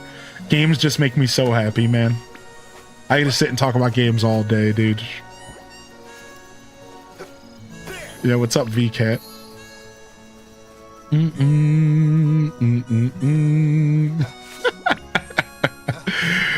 Yeah, I don't know. I'm still thinking about how long it would take to 100% this game.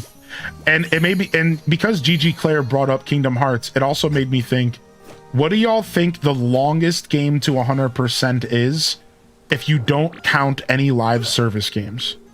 Get your Zenless Zone Zero nonsense out of here, all right? No live service style games. What do y'all think the longest game to 100% in existence is? There's got to be a game out there that's like the king, like maybe it's Cyberpunk or like Grand Theft Auto 5 or something. Those games seem to me that they would be very hard.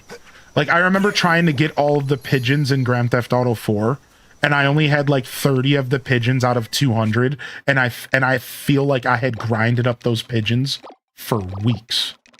Weeks of my time went into hunting those pigeons down. I wasn't using any guides online. And I got like 30 of them.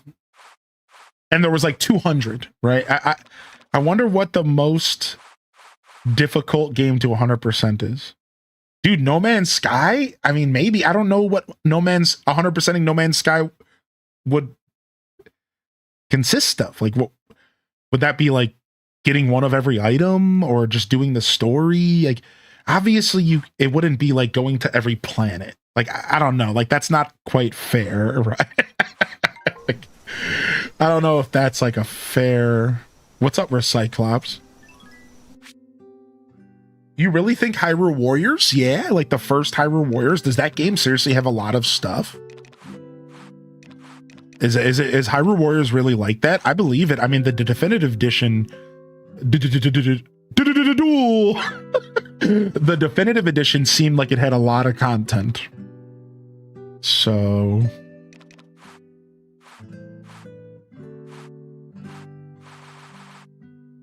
Where's my soy milk pudding? Here it is. That's me. Would you consider 100% of Baldur's Gate 3? Because that, man, I don't know. I haven't played Baldur's Gate, but that's probably the answer. It's going to be something like Baldur's Gate or Grand Theft Auto. Like, that's the game that's going to be the answer. It's going to be something like that. You're on to something. What's up, Officer Jennifer? Yeah, like, if you're doing Koroks without a guide and map completion, like if you're doing a Tears of the Kingdom Breath of the Wild 100% without a guide, you are definitely in for a long ride. It cannot be. Thank you. Even with the Korok mask. But I do think that there might be games that are even longer than that. I'm not gonna lie. I think like Baldur's Gate is probably longer than Tears. Because Baldur's Gate has like 1,000 different outcomes from every quest. Like if I remember what I read, there are some quests in that game that have like 5-10 different outcomes. And that's just one quest. I don't know for sure like how true that is, but yo, what up, Parappa?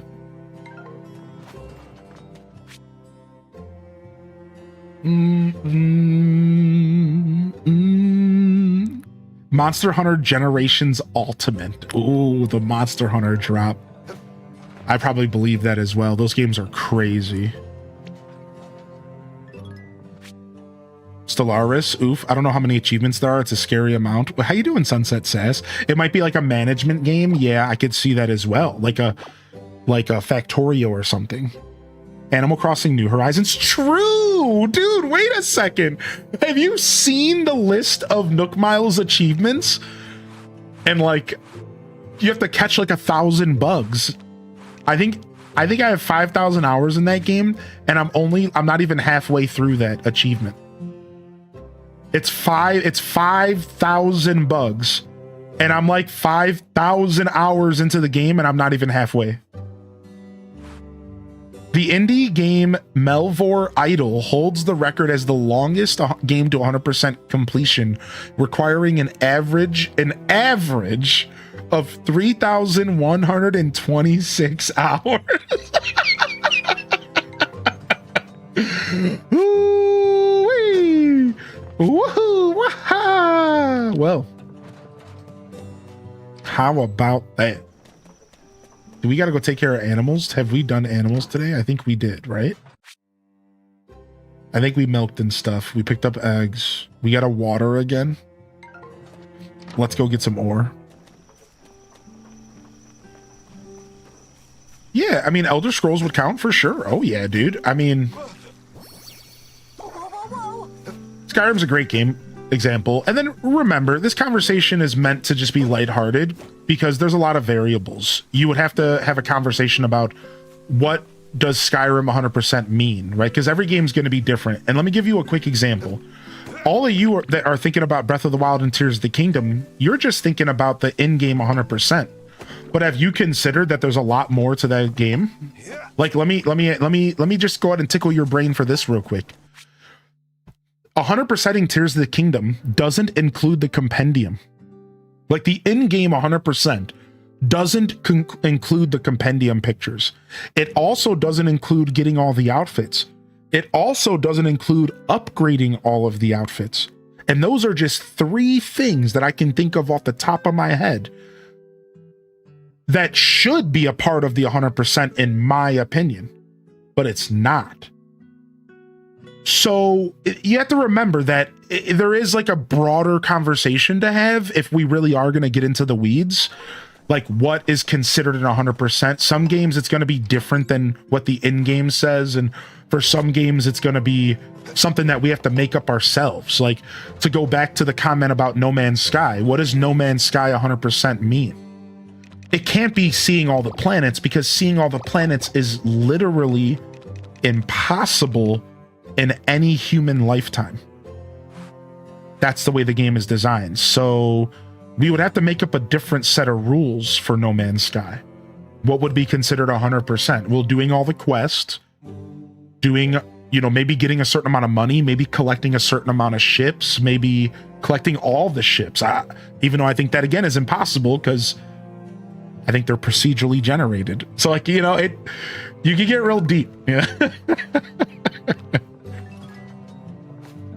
AC&H with the catalog and DIY home for all the villagers and the DLC, right? Like, so this conversation's meant to be fun. It's going to be hard to fully put a quantifying note on this stuff, right? Like, it's kind of hard to say.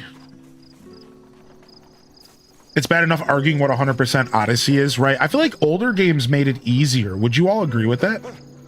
I feel like older games made it way more clear what an 100% was. I feel like modern games started blurring the lines. That's how I feel. I feel like modern games, it's like way harder to tell. But in old games, it used to just be so clear. Like, this is how you 100% this game. It was clear as day. Yeah, now it probably is because of all the stuff, right? Lego games do a really good job.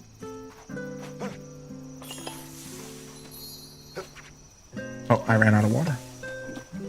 Let's not pass out here. Lots more post-credit content. Dude, I kind of hate post-credit content. On one hand, I love when a game knows when to end. On the other hand, I hate when the game ends and I feel like there's more to do. I'm not gonna lie. I've started really battling with the idea of post-credit content and how much I like it. Or how much I don't like it. And you know, you guys can probably guess what started this conversation in my mind. It was Elliot. Yeah, there it is. Like, it made me realize, like, dude, I kind of hate this. Like, I don't know if I want to see credits roll and then a game just be like, yeah, come back for more. Like, I don't know. Like, it's funny because here's a way to think about it. I like it when it's a game I love. I don't like it when it's a game I don't have a connection with. You know what I mean by that? Like, if it's Ocarina of Time remake, then it would be this beautiful thing. I would be like, ooh, more content. Whoopee! But if it's like a game that I'm not that connected with, it feels a little bit much. It's like, oh, well, I'm trying to move on. This game was a great experience, but I don't really want to play more. There's other games I want to play. So the truth is that it just comes down to the game. It's like, if it's a game that I really, really want more content from, then I'm not going to be mad, you know? I'm not going to be terribly upset about it.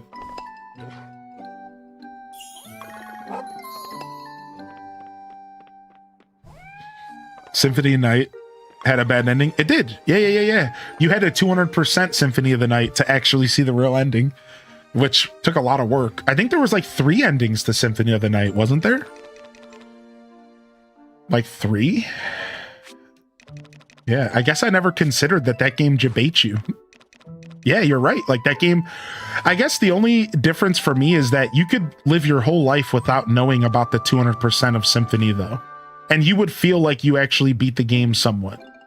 Because the way that they hide it in that game, you don't know. Like, there's no way for you to know unless you look it up online. You would never know that fight did not play out the way that it should have played out. Right? I feel like Symphony of the Night did a really good job still making you feel accomplished. You still walked away from the game like, I did it. I beat it. I beat Dracula. But it's like, did you though? It's like, you know, it's like, it's a weird ending for sure. The first Ni no Kuni was the ending I was upset about hitting. I love the Ni no Kuni series. Dude, I haven't had a chance to play those games, but I love Studio Ghibli. H-Day Wiggle. Bravely Default has you kind of sort of play it 5 times to get the true ending. I don't regret it, but most people tap out. That's how the Nier Automata games are. Yeah? Same exact vibe, yeah? You have to play the game like 3 times to see the real story. And a lot of people don't like that, but then there's a lot of people who do. bunch of people who love that. So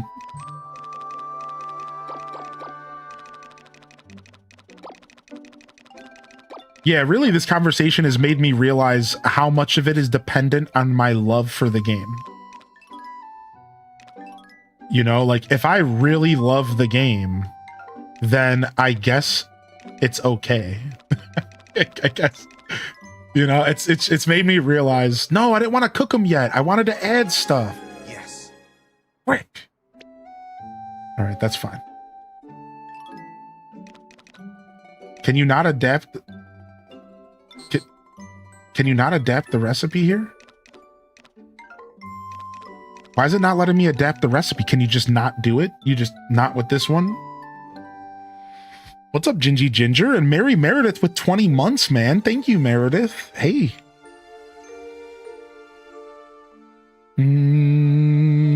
Have you played Yoshi and the Mysterious Book? I did. Oh, its credit placement makes no sense. I played it for 8.5 hours. I saw credits. I felt so bad that I was done with the game, like internally, but that there was still a ton of content. I never went back for the content. I have an 8.5 hour VOD on YouTube. You can go watch it. It was a great game. They definitely ran the credits at the halfway point of the game.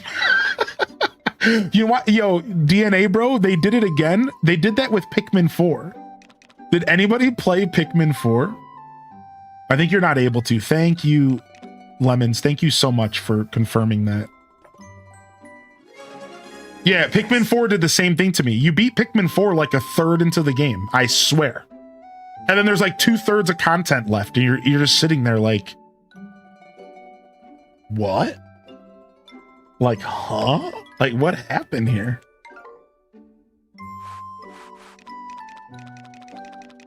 Oh, I need eggs.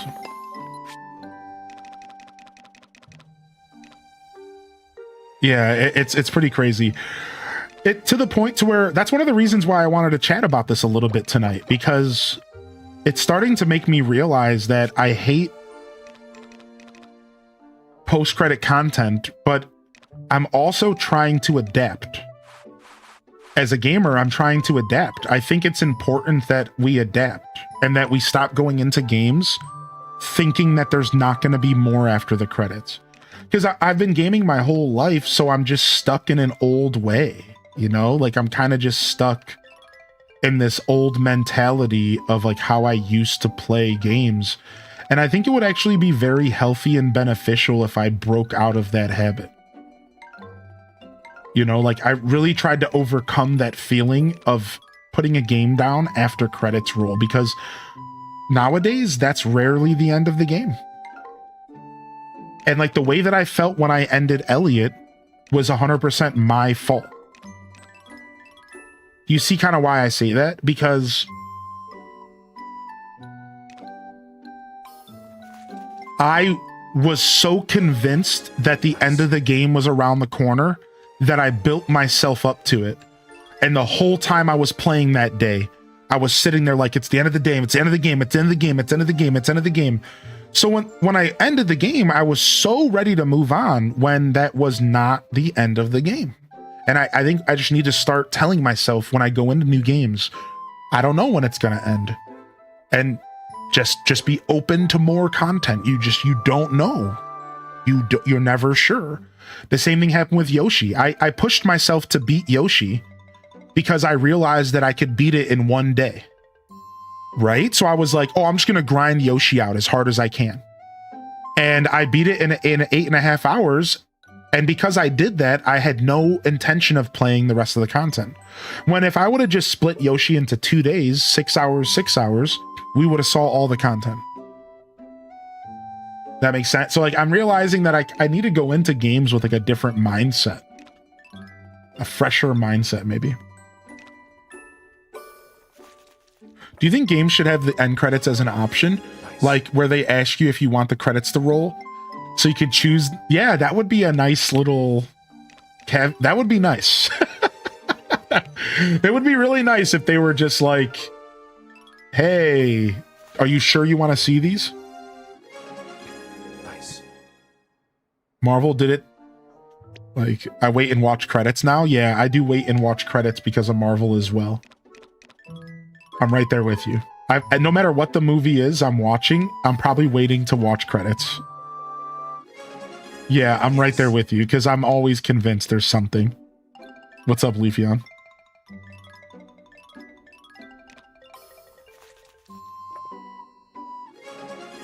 Nice.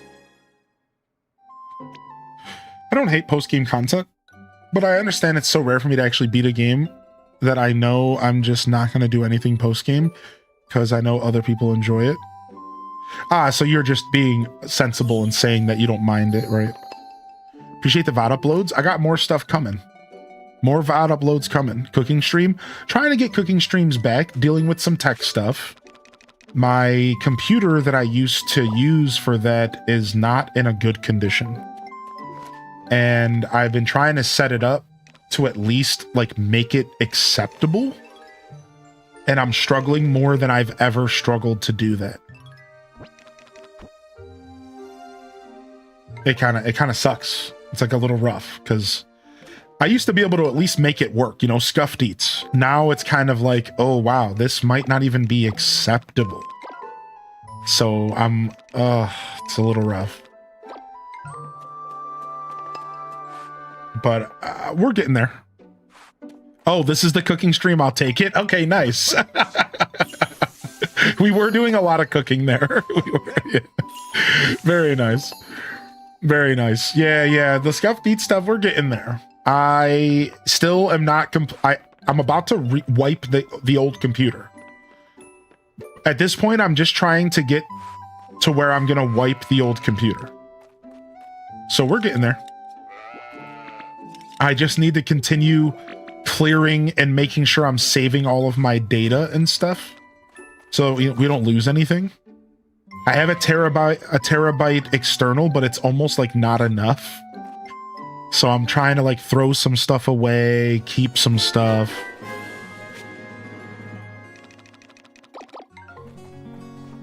Yeah, scuffed is coming. Yeah, dude, the air is pretty nasty in Ohio today too, man. Take care of yourself. Home from the gym. What's up? What's up, Sith Angel? It's nasty. Yeah, same. It's hazy, gross nonsense.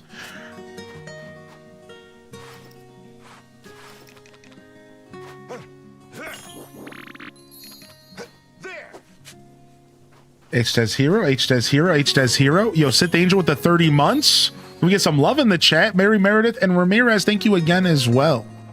Really appreciate y'all.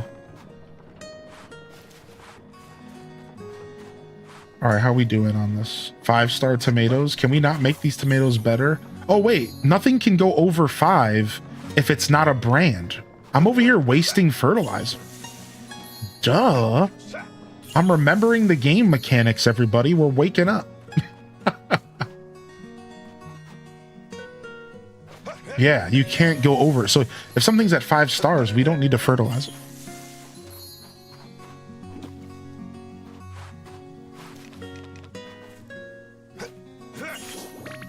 Yeah, I don't know. I don't know if I'm gonna do any more 100% on the channel.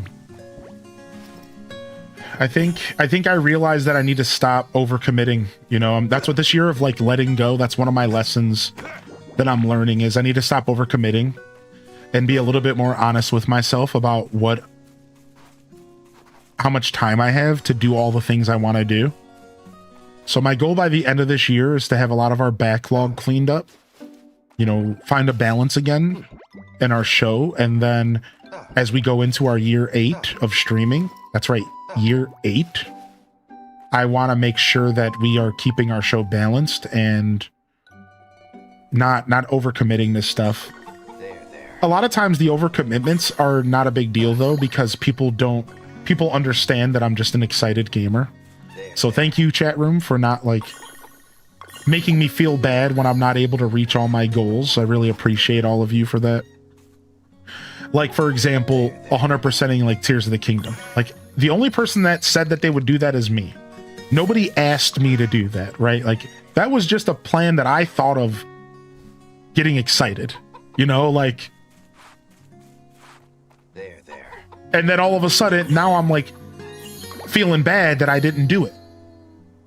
And it's like, wait a second, why am I feeling bad about not doing a thing that nobody asked for? And the only person that said that they would do it was me, because I just like Zelda so much. You know what I mean? Like, so I put all this weird pressure on myself, thinking I was like failing my community. Like, oh, I'm not keeping up. Everyone's probably mad at me. And it's like, wait, pump the brakes. Nobody probably even cares. Like, most people are probably just here for the ride, you know? Like, There you go. so I realized that I'm okay, you know? Like, I don't have to like think so hard about it. But I will stop committing so hard to things. Yeah, exactly, Kerbu. Yeah, well said. Have you seen they're making an official crochet book, pattern book for Stardew Valley? I have. Are you excited? Are you going to make some for us, Officer Jennifer? Not sure you ever 100% of the game. We were talking about that earlier. It's it can be a really fulfilling feeling. It can be very fulfilling to commit to 100%, but as a variety caster, I'm too slow of a gamer. And while I toyed with a bunch of ideas on how to speed up my gaming, I've come to the conclusion that that's actually not the best decision. I am never going to be a fast gamer, so I'm not going to try. I tried. And for those of you that have been with me, you might have seen me try. I went through maybe 6 months where I was trying to speed through games, and every once in a while you'll see me maybe try to speed through a game, and I'm still trying to toy with just how I game in general, right? Because I realize that I'm a slow gamer. But over this year, over like the past 2 years, I've come to the conclusion that I am never going to be a fast gamer, so I'm going to stop like trying to be one. Like, that's just not my vibe, dude.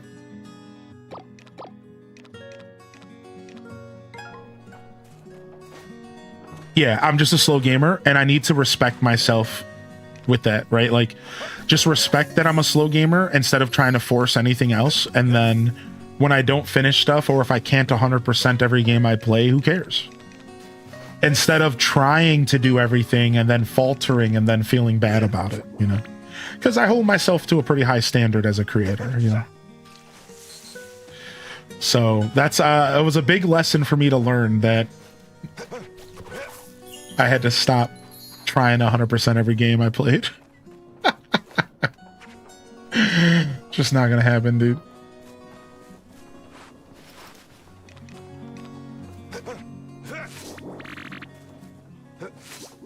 Now, playthroughs that I still do put pressure on myself for some stuff, though, you know? Like, not finishing A Wonderful Life is something that I still regret, and I will go back and finish that. Right? Us still having a good amount of Zelda marathon stuff, you know, we could be doing better there. So we're working on it, right? We're going through some Zelda stuff right now. But any kind of like weird pressure I put on myself to like see a game to completion, like, nah, man. You know, who cares? Especially these never-ending games. I play so many games that don't actually have solid endings. It's nice to sometimes play something like Zelda where you get an actual ending, you know? All right, we have green stone here.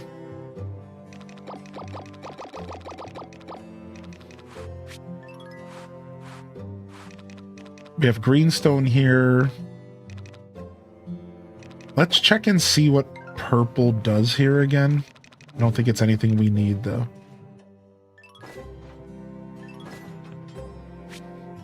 My 100% playthrough of Donkey Kong Bonanza has been going on over a year. Feels good to dip back into it every once in a while. That's how I feel about Tears. Yeah, I just dip back into it every once in a while. Yeah, it's something I'll eventually get to. With Tears, I tried to play with no help, checking things on YouTube. Breath of the Wild, I would look stuff up if I was stuck. With Tears, I'm stuck on a stupid puzzle, so I just stopped. Pretty much done with everything, though. Nice. Honestly, with how expensive games are, why would you want to rush through them? Yeah, exactly. I just relax and chill. If I complete it, I complete it. If not, that's okay. Do you ever mess with Zelda notes? Yeah, I do. And we've done a little bit of it on stream. We brought back our Storyteller Sundays, and we were going through all the notes, and I would say we're about 50% through them. And we just haven't gone back in a little bit, but that was fun. I'd like to go back. I was even streaming it because I have a way to stream my tablet so you guys could actually hear Zelda's voice midstream, which was really cool. I was pretty proud of that, actually. Here's the White Wonderstone. Oh, it's magical.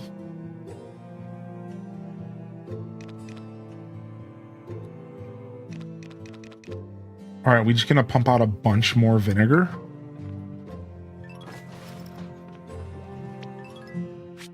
Does it direct you to Koroks? If you want. Yep.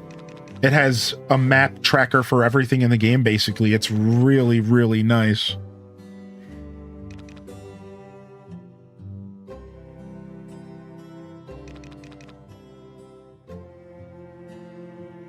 What else do I need to get done at the Red Windmill? The Red Windmill is a very important windmill, so I need to think about this for a second.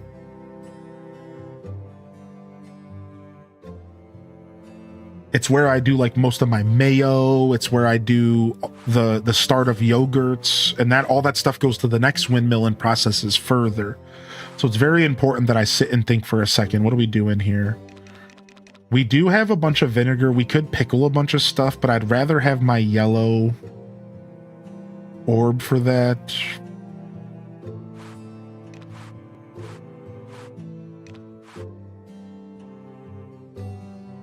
We have a good amount of eggs. We could make some more mayo. We have a good amount of milk. We could make a bunch more. Whatever.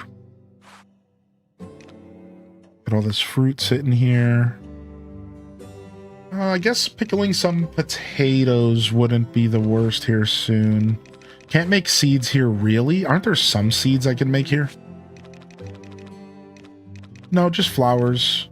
Pet food needs wheat. Is that why I grew all that wheat? Besides for bread, I guess. I could use some pet food. All right, I think we're putting the green Wonderstone back in here. And we're going to just keep pumping out a bunch of wood and stone. I'm so behind on that stuff. It does feel like the most ideal thing to do here. Maybe some of this stuff. Dude, the yellow Wonderstone is so important. It's crazy. Like, oh, the yellow Wonderstone is so good. And I can never free it up. Like, it's, you want to use it on every windmill. It's such a good freaking stone. Can I make some, like, accessories? Or should I just save this copper and sell it raw when it's, like, trending? I don't even know. What's the new purple thing? I haven't booted it up since the new update. So the new orb is a white orb, and it makes it to where you can create anything at any windmill. So if you put the white orb into your device, any windmill can make anything, and it's really cool.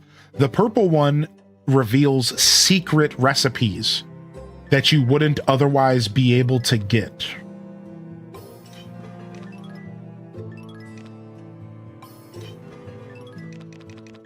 All right, I'm gonna have to stop relying so much on the yellow. I can't just always wait for the yellow. I just can't. I need to get this stuff processed.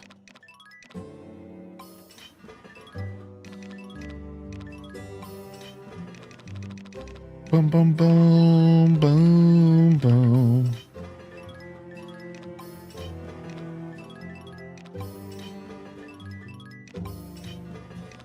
All right. I know they're different worlds, but how would you compare this experience to ACNH? Cool. So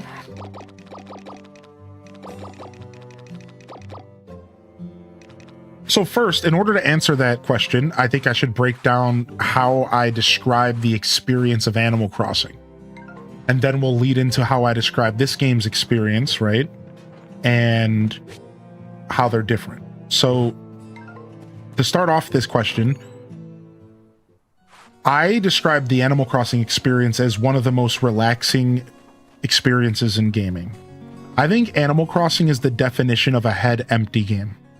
I think it's a definition of cozy. I think that before this whole journey of cozy gamers and stuff came around, Animal Crossing was the cozy game. It was the definitive game that I think of when I think of relaxing while gaming.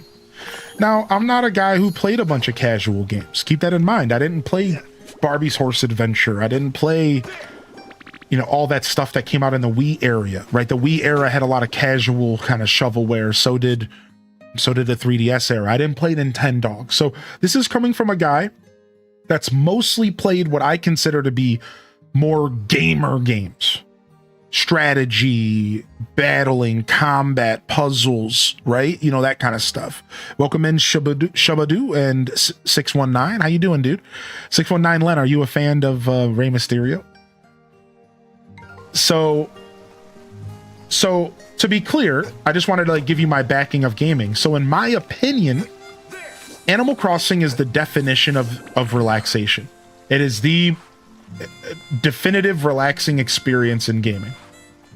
That's how I've always felt about Animal Crossing, and I've always felt like it's the game you play for head empty vibes. Kind of. I'm actually from San Diego. Oh wow, well, cool. I forgot that that's an actual area code. So that being said, now this game I consider to be a lot more stressful. I consider this game to be more challenging. I think this game is the opposite of AC when it comes to relaxation. So maybe not the opposite. Not night and day, but let's say there's a spectrum of relaxation and it's this W here. If Animal Crossing is all the way on this side, I think this game is like somewhere between my thumb and the other side. It's not completely on this side. It's not the most hardcore game. It's not Call of Duty. It's not, you know, but I think this game's pretty stressful. I think the time management, the clock, trying to keep up with everything. Another way to word this is the way that I play this game. Here's a better way to think about this, Parappa. The way that I play this game, that's the key.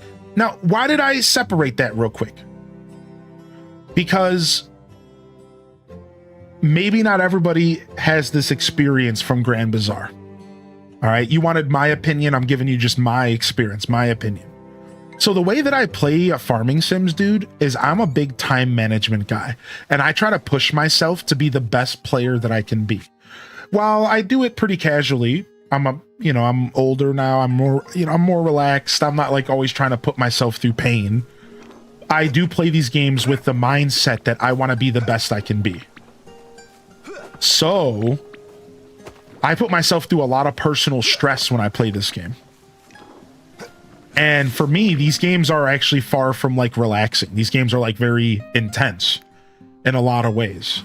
Now, I would like to note that the music and the style of game definitely has some Animal Crossing energy.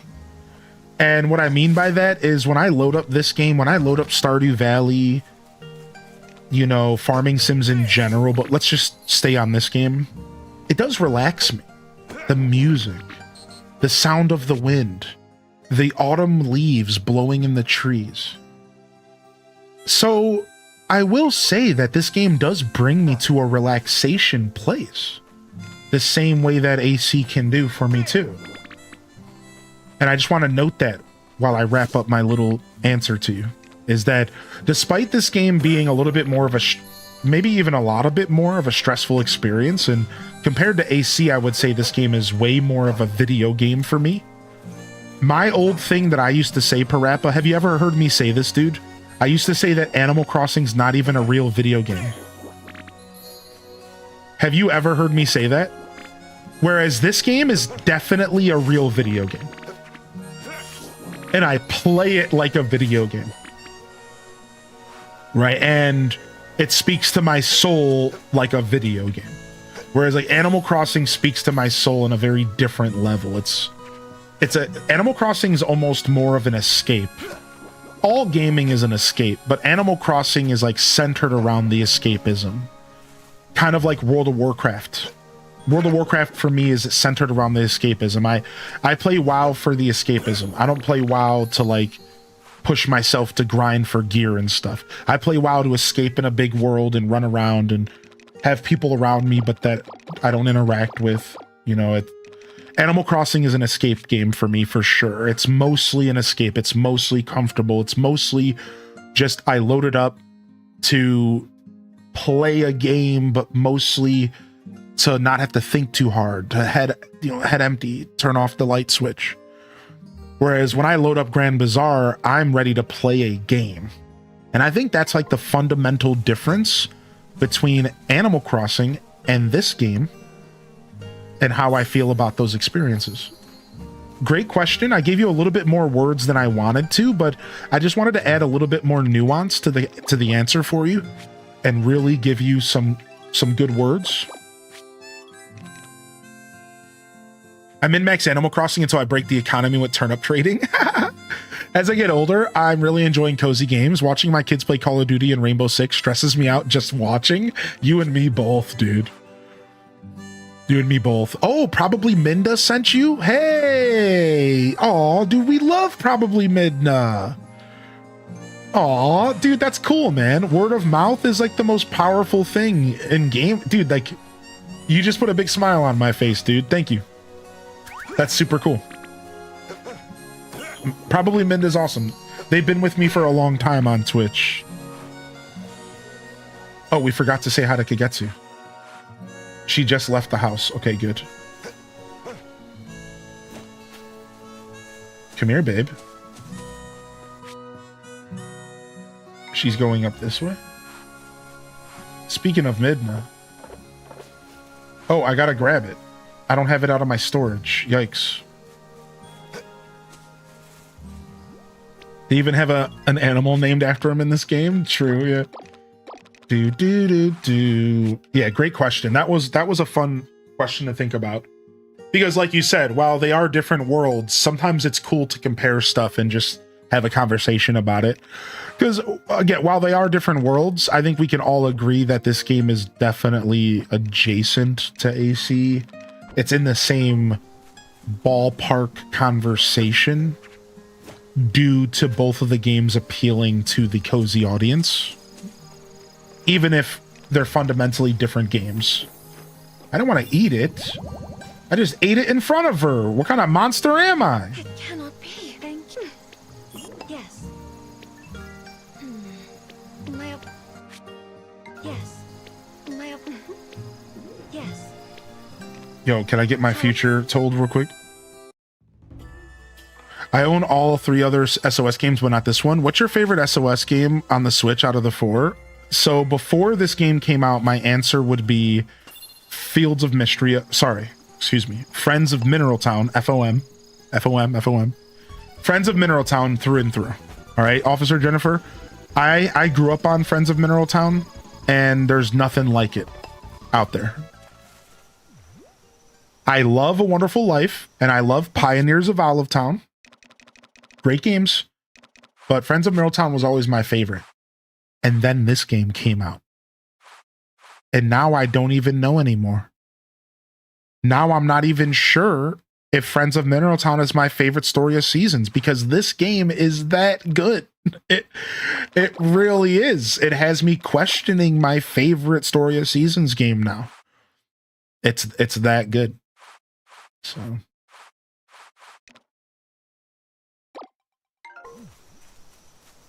I did play. I played Rune Factory. I grew up playing Rune Factory 1 and 2. Never played 3. They remade 3. I really want to play it for everybody. Haven't had a chance to yet. Then I played 5, and I didn't really like 5 as much because it went a little too anime waifu. 5 went a little too anime waifu for me, and it kind of changed stuff up a little bit. So I played all the way to the end of the first chapter, and I didn't stick with it after that. But I did like what I played. We were building a vegetable army. I liked old school Rune Factory. I like new school not as much. I heard that Rune Factory 4 is the best Rune Factory. And I need to go back and play 3 remake, and then I need to play 4. Those games are definite channel games that I will figure out how to fit into the schedule one day. Just like I'm about to figure out how to fit this thank you into my spiel because Pixie Skies just hit us with a gifted sub to Lizzie J, baby. Thank you. We finally got there. It took a lot of words. Thank you so much. And Lizzie J, no worries about missing the show, dude. No worries about missing the show, homie. You're good, man. It's good to see you here tonight. Thanks for tuning in whenever you get a chance.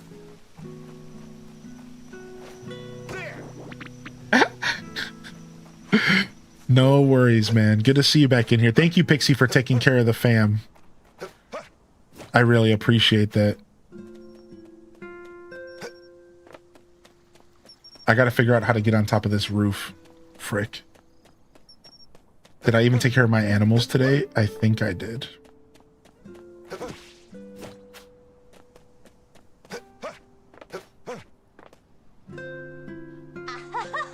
Ah-ha-ha-ha!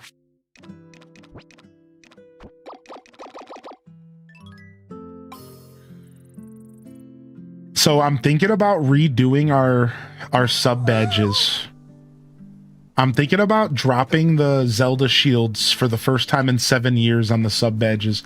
If I did new sub badges, what would y'all like me to do? Here's your options. You can either just tell me something you would like, or you can choose would you like something like an Animal Crossing theme? Or would you like me to mix the theme up and do a little bit of everything and just have the theme be like a representation of our channel? So it would be like a little Story Seasons, a little bit of Stardew, a little bit of Animal Crossing, a little bit of Zelda, a little bit of this, a little bit of that. Would you like me to completely flip it?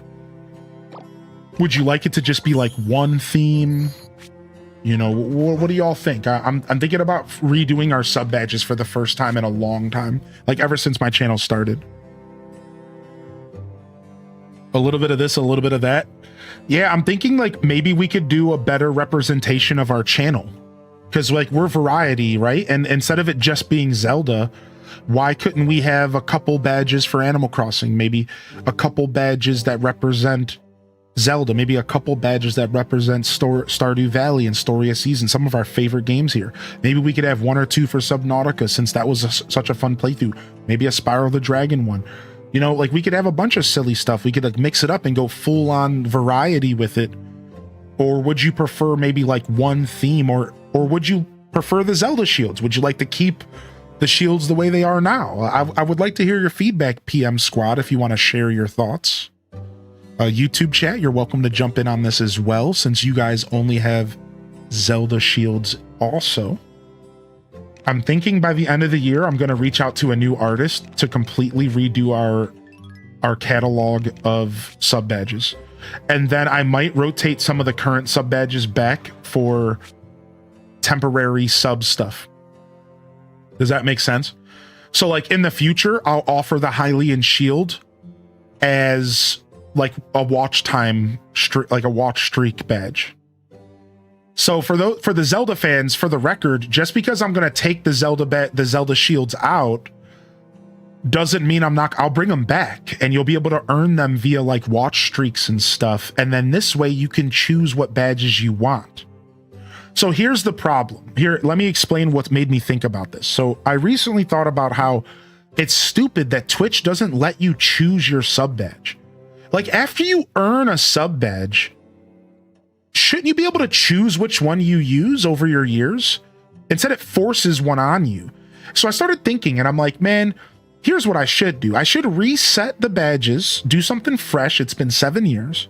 And then we could offer some of the best Hyrule shields later for watch streak stuff, like we did with like Tangy, right? And like Celeste. So if you really love the Deku shield, or if you really love the Hyrule, the classic, you know, Hyrule shield and stuff like that, you could still get it, and you could still flex that really nice shield later once they come back, you know?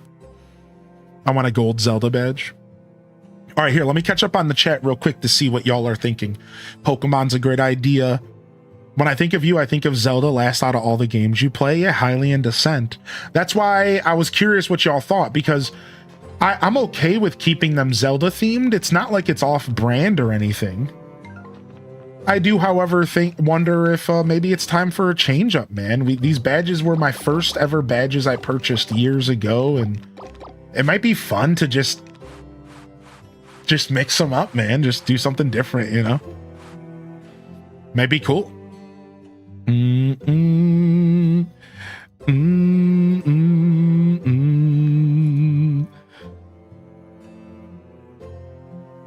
Each year should be based on your favorite games.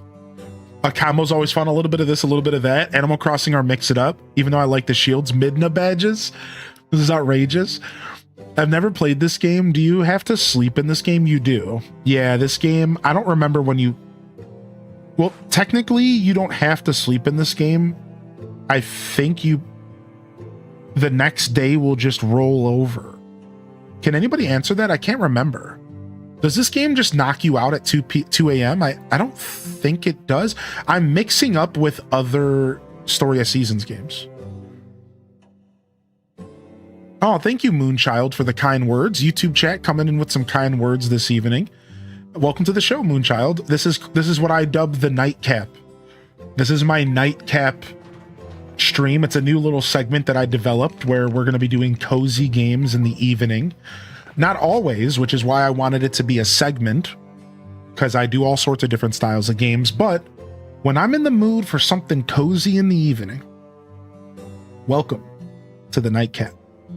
We'll relax, we'll chill. I know if the PS tiers, it's not too late for y'all, but for me, it's already 8:30 and bedtime for me is 9. So welcome to our nightcap. Where are we at right now? Okay, we're at the yellow. Okay. It does knock you out. It does knock you out if you don't sleep. Okay, that's what I thought. Are you still planning to play Mario Party Jamboree? Yep, that's right. Tomorrow night, Mario Party Jamboree, and then again Saturday morning, but we might do Superstars Saturday morning because I don't want to leave the Superstars gang hanging. We might do Superstars Saturday morning instead, but we'll see. Either way, Friday night, we're doing Mario Party Jamboree. Tomorrow night, 4 or 5 p.m. I'll be here, yeah? Sorry, I didn't mean to overact. You're okay, man. It was lighthearted and silly. You didn't even need to apologize. That just shows how kind you are, and I appreciate that. Thank you. Yeah, you were fine. The moderators probably would have said something if you were out of line. They're pretty good about that. Thank you. Yeah, you're good, man. A little bit of passion and excitement is what I want. That's what I want when I ask questions about my badges.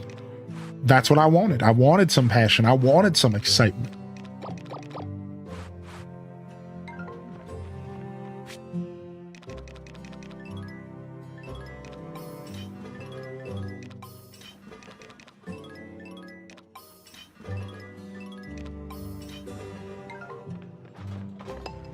Yeah, I think we'll do some Superstars Saturday morning. Did you see my hot dog idea? No, I didn't. Hold on a second. Let me go back up. You start with tangy, and once you get 5 years, it's a hot dog with ranch on it.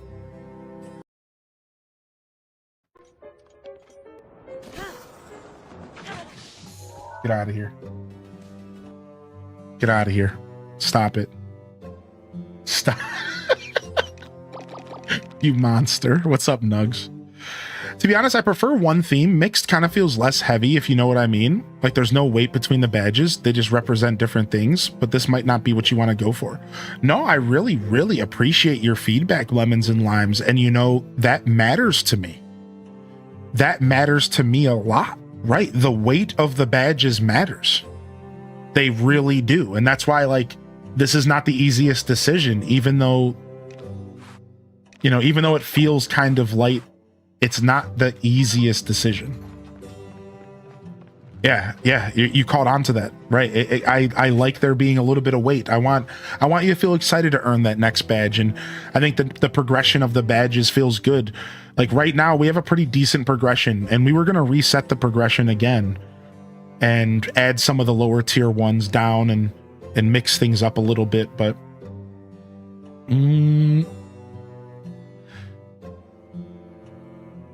All right, let's see here.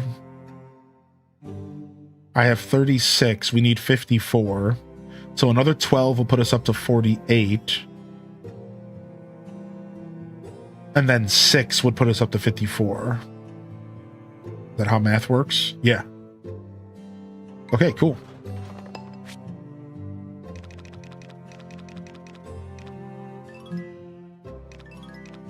So 12. And then 5. And we get that bonus. Okay, done. Wish you could pick your theme as a viewer. Yeah. Over time, you guys are going to be able to pick your theme more and more in a sense because, you know, we are going to be offering more of those like special badges. So at least you'll have the option to pick that theme, right? But as far as my actual sub badges go, we are going to have to make a decision. We are going to just have to make a solid decision on it eventually.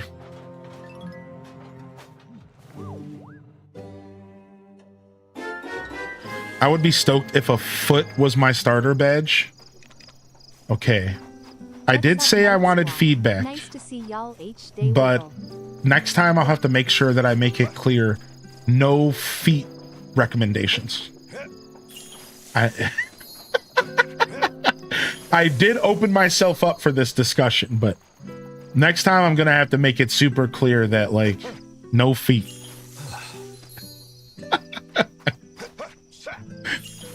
Feedback, not feedback. Thank you. Yo, junior scientist with the 10 months, baby. What up, dude?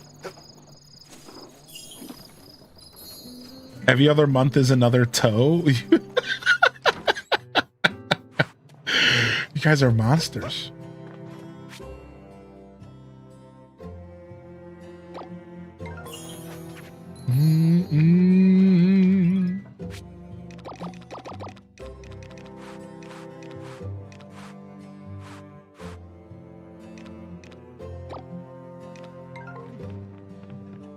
I will time myself out. I am to blame. I said naked grippers to sock covered to sandal covered. Yeah, I saw that message and I tried to purposefully ignore it. Thanks for reposting it. I'm really happy that I got a chance to read that message again. You know, I always say that you guys can always repost anything here, and it makes me real happy that you're actually listening to me, so thanks. Real happy about that. Real happy you're listening. Real happy about that. Thank you so much. I'm gonna pee my pants.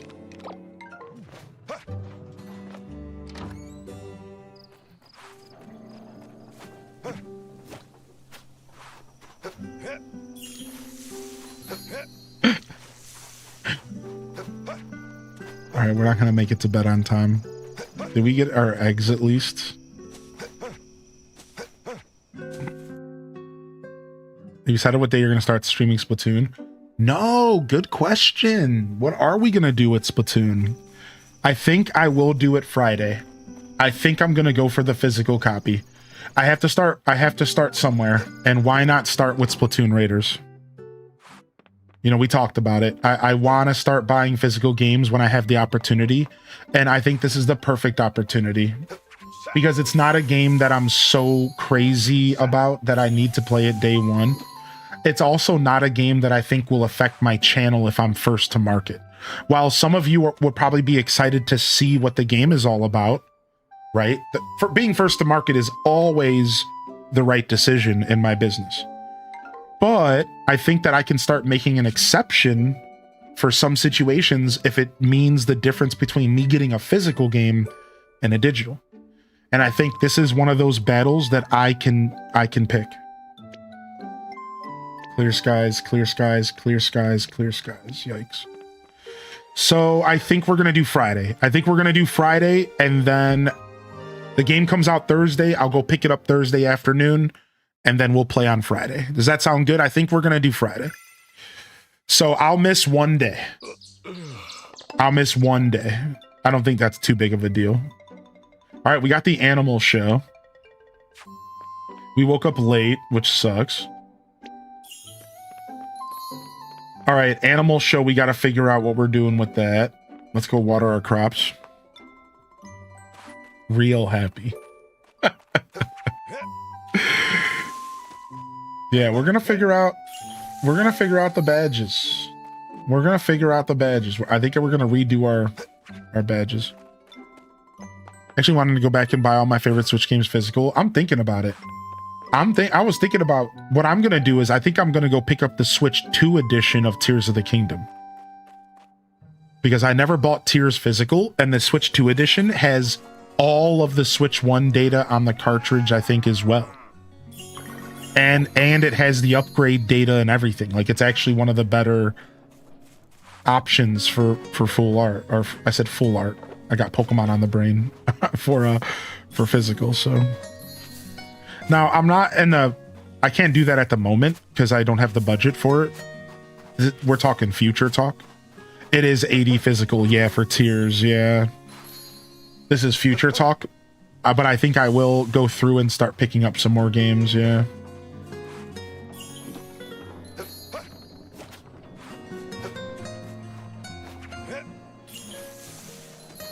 Does Breath of the Wild, $80 Breath of the Wild come with DLC? No!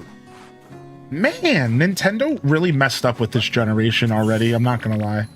I don't want to be the downer, but I bought my Switch 2 on the premise that we were going to get these upgrades and they were going to all make sense. And I'm just going to be real. They just haven't really made sense, man.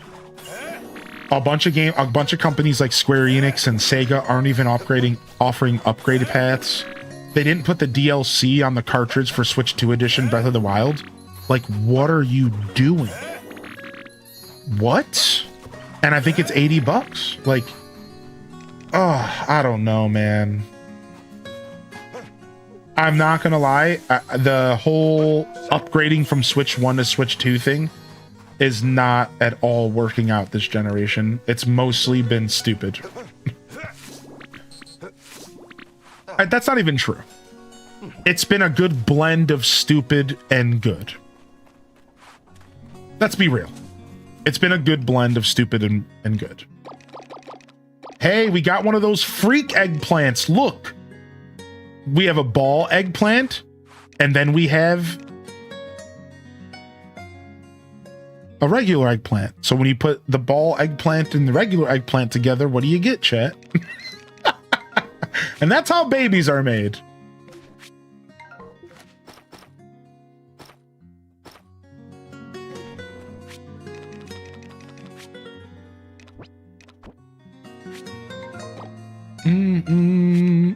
Chill. Chill.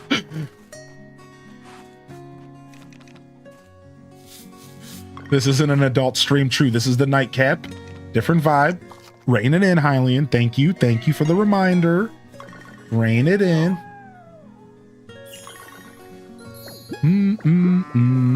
You get exclamation point eggplant.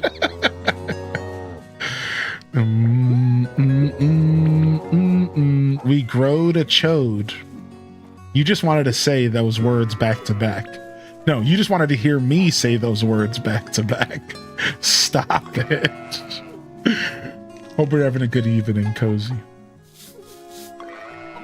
HD PG 13. I could never be PG 13.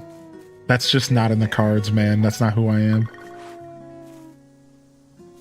I can get close, but then I always ruin it by blurting out something I shouldn't have said. I put up a false, I give you a false sense of security that I'm like this wholesome streamer, and then randomly I just start talking about cock and balls, and everyone's like, wait a second, this guy lied. But I never advertised that I was those things, you know? It's not like, is it my fault? I never said that I was some guy, some nice guy. Like, you know, I'm just living my life over here. There you go. That's part of what hooked me.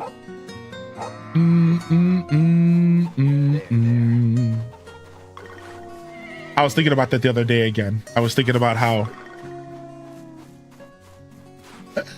like I'm simultaneously like Twitch ambassador material, but also probably like the farthest thing from Twitch ambassador material.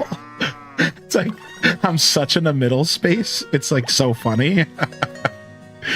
Just by being myself, I'm just so in the middle with like everything. It's just funny. All right, what animal are we taking? So Oh, when you get a trophy for an animal, it's all of the animals. I forgot about that. So if we take Naralsi, we can get a gold medal. Or if we take our cows, they can get up to silver. What do we want to do? Let's take our chicken eggs and let's get a gold medal with chicken eggs. We got a balloon in the Twitch chat. I think I was going to upgrade the cows next. But I might just focus on the chickens because then we'll start getting 7-star eggs. I think we'll start getting 7-star eggs if I stick with the chickies. Being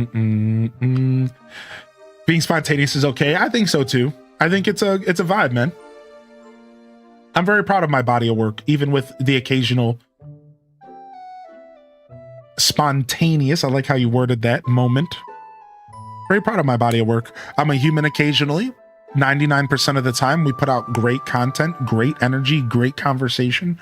And you can tell because look at the people in the room. I don't even have to say all this stuff out loud. You can just look at the people in the room, dude. Everyone here is, almost everyone who tunes into this show are a bunch of just all around solid human beings with great energy, you know, wonderful presence, uplifting each other. You know, you don't just bring that to you, that your energy brings the type of people that you want around you. You know? All right, we don't want to go into this event right away because it takes away our time.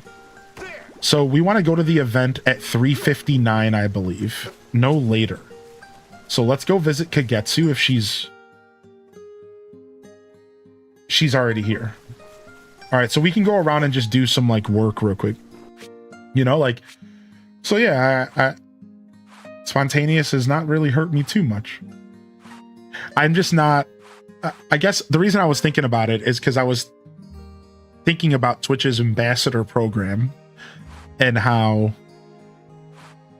I imagine if Twitch ever was going to consider me for the ambassador program, that they would probably, the one thing that would maybe stand in my way is my willingness to tell someone to fuck off sometimes. You know, it's like I'm not really afraid to do that. You know, that's just who I am, you know, like whatever. You know, so it's like I get it. I wouldn't expect Twitch to necessarily bark up my tree, you know. I'm not your average guy, you know.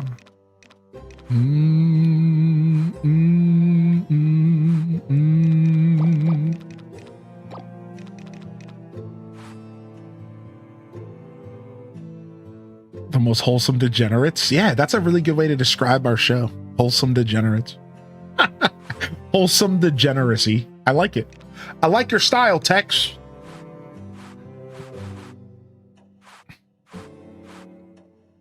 All right, we need to process stone and lumber now, which means we need to start using the blue windmill. We need to start using the blue windmill to process stuff. H-Day Boogie. We booging? Are we boog? Oh, Gil, baby. How you been, man? I don't know if I had a chance to catch up with you recently. What up, dude? Oh, I gotta find my charger. Danger, Will Robinson. Danger. Aye, aye, aye, aye, aye. I used to quote aye, aye, aye, aye, aye all the time from Power Rangers. And I haven't done that in a long time. And I was just thinking about that the other day. How much I just love that for some reason. Aye, aye, aye, aye, aye, aye. Rangers. Like just how much I truly love that from growing up. Rangers.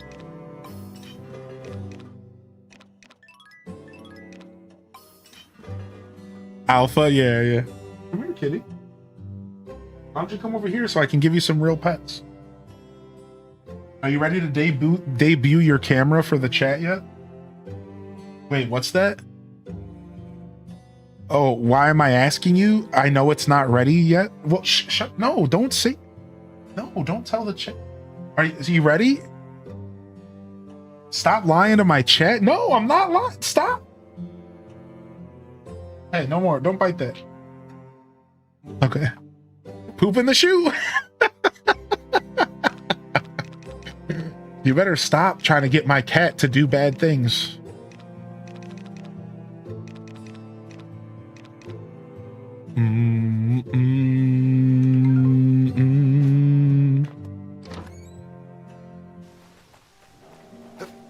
Can we get a ranger's command? I have a bunch of stuff I'm working on with sound commands and stuff.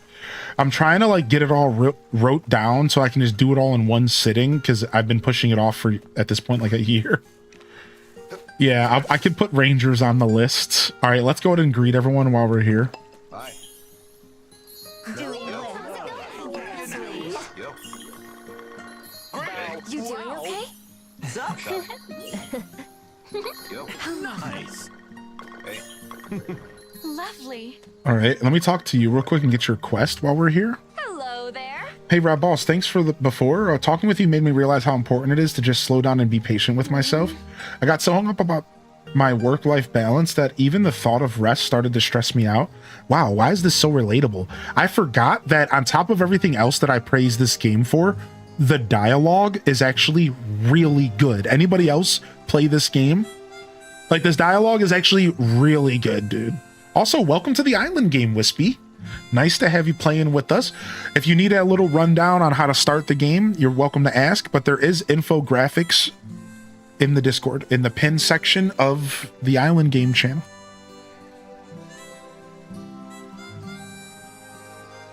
I thought the dialogue was some chatter. Yeah, it felt real for a second. Right. I have to get used to just taking a pause now and then, starting with growing those little cucumbers. Oh, speaking of, I was wondering if you'd mind sharing more plant care tips with me sometime. Oh, baby. Let me tell you a little bit about a cucumber or two.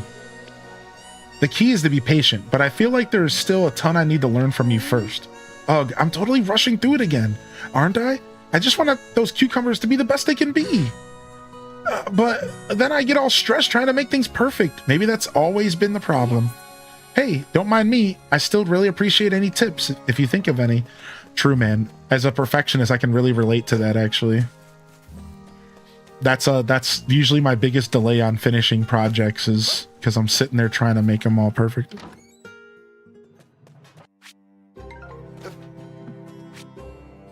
All right, we should have enough time to grab what's the win level. I don't think that's actually enough for us to get to where we're trying to go. She was actually my first choice to get married. Morgso. I was looking at Freya first. And then my second choice was maybe... Wait, where's the character list at? So my first choice was Freya, but then I shifted to Kagetsu. My second choice was maybe June or Maple. I called June Wednesday Addams. So either Wednesday Addams or Maple, even though Sophie's super cute too. Sophie's like usually the type of character I go for, but I really like Freya because Freya kind of reminds me of Anne or Ran. She's like real down to earth and she's like a hard worker, even though she doesn't have the same tomboy effect that like Ran and Anne have. And then I decided to go for Kagetsu because she's just the obvious choice.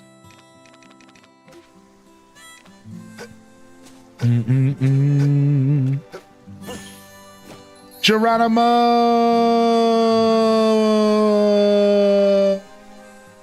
Oh.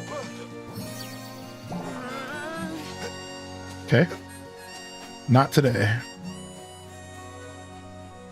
There are item limits for Fantasy Life? Yeah, there is. Some stuff stacks at 99 and some stuff stacks at 999. It just depends on the item.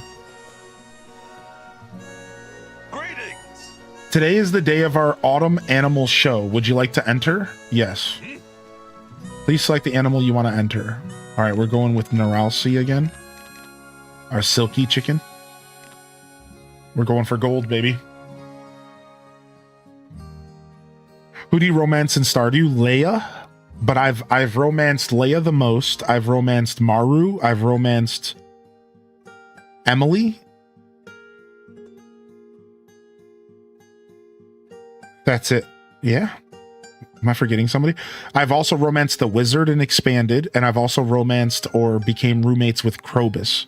So over my years, I've romanced Krobus, wizard, Leia the Most, Maru,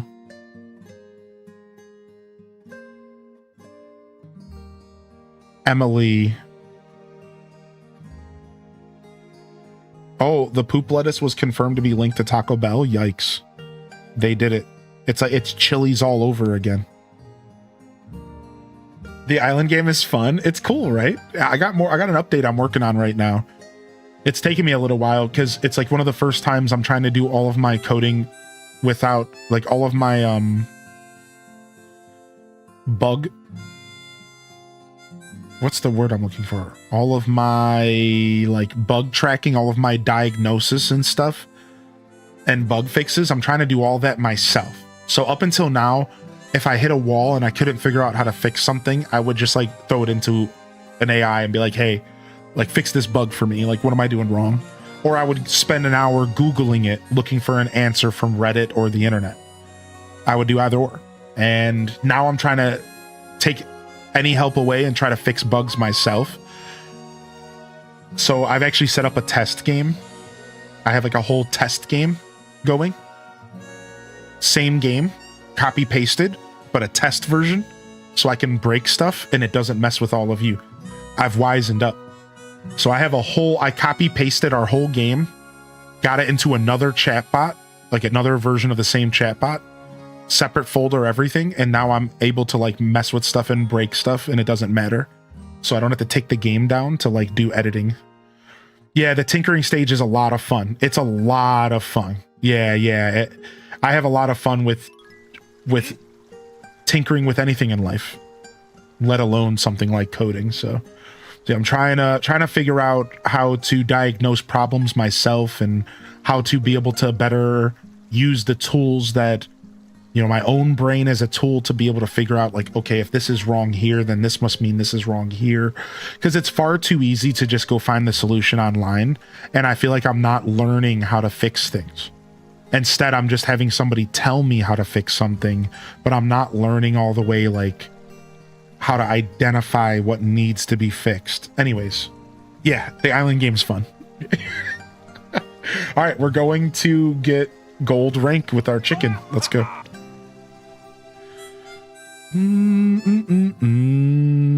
That's right, Toad. Thanks for answering that question. Yeah, as long as you cook it, apparently. Definitely a specific skill you're training by doing that. Yes, thank you for saying that. That's how I felt. I felt like it was time for me to try. Because now that the game's in a solid place, I'm going to skip this. Sorry, y'all. I've seen this cutscene a lot.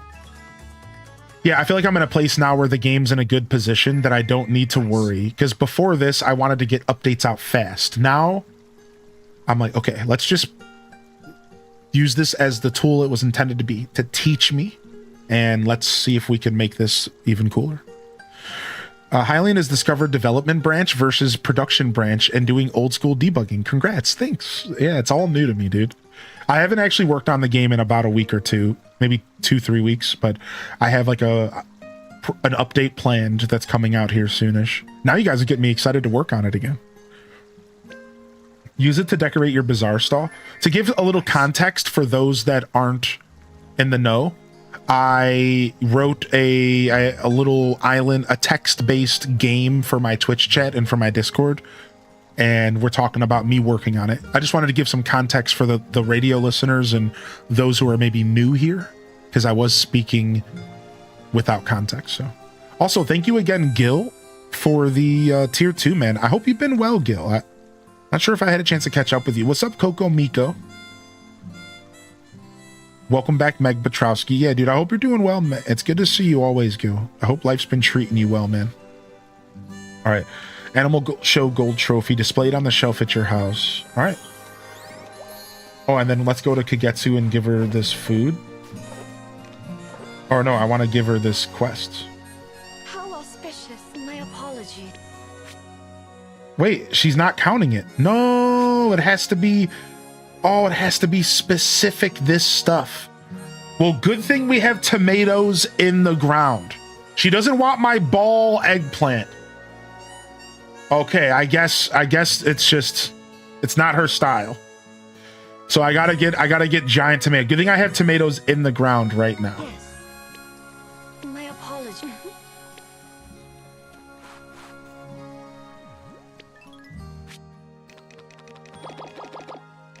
Give me that fish back. She said, "My apologies." Do do do do do do do do.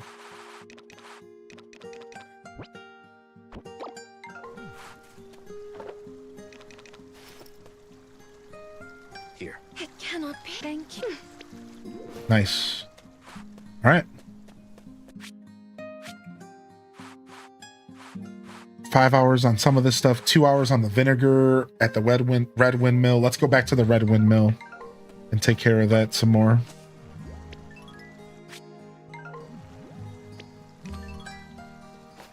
Hey, what's up, Christine? Good to see you, Ali Mole. Bow, bow, bow, bow, bow.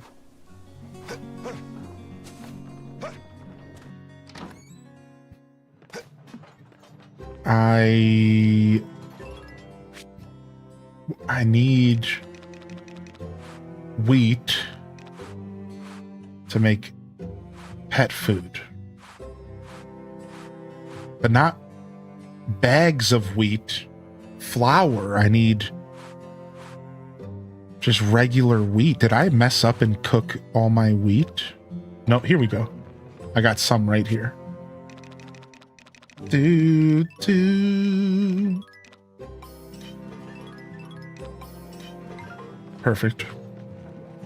Time for a little King of the Hill? Dude, yeah, thanks for popping in. Enjoy your show. Are you watching the new season? Come bearing a serious question. Does anybody think it's silly to have a single game across multiple platforms? Square's having a very tempting sale on games that would be excellent just to have portable. I don't think that's silly at all. I call that double dipping, and I have double dipped occasionally on my end, and I usually find it worth it. I double dipped on Fantasy Life, for example, and I love that I own the game in 2 different platforms. So I think double dipping is cool. It just maybe don't make a habit of doing a lot of it if you can avoid it. I'd say that that's probably the only advice I have since you came and asked us a question. That would be my only advice. Is like, just don't make a habit of doing a lot of it. Does that make sense? I feel like as long as you're not turning it into a habit, I think you're probably fine. But, you know, picking up a couple double dippy games here and there is dope. You know? I own Stardew. Yeah, Stardew's a big one for me. I've bought Stardew over 10 times because I've gifted it a bunch of times on stream as well. So I've purchased Stardew over 10 times. I own it on Switch. I own it on PC. I own it on mobile. I own it on, Steam PC. And I've bought it on PC over 10 times separately from what I just listed off. I guess I'm a fan. I guess I'm a little bit of a fan.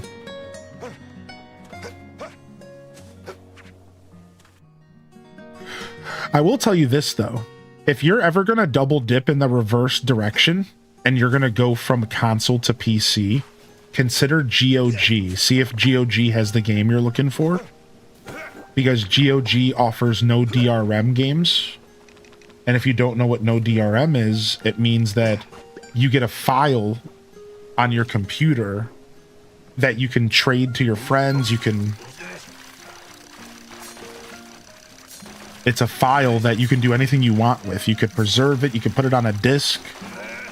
So if you're ever considering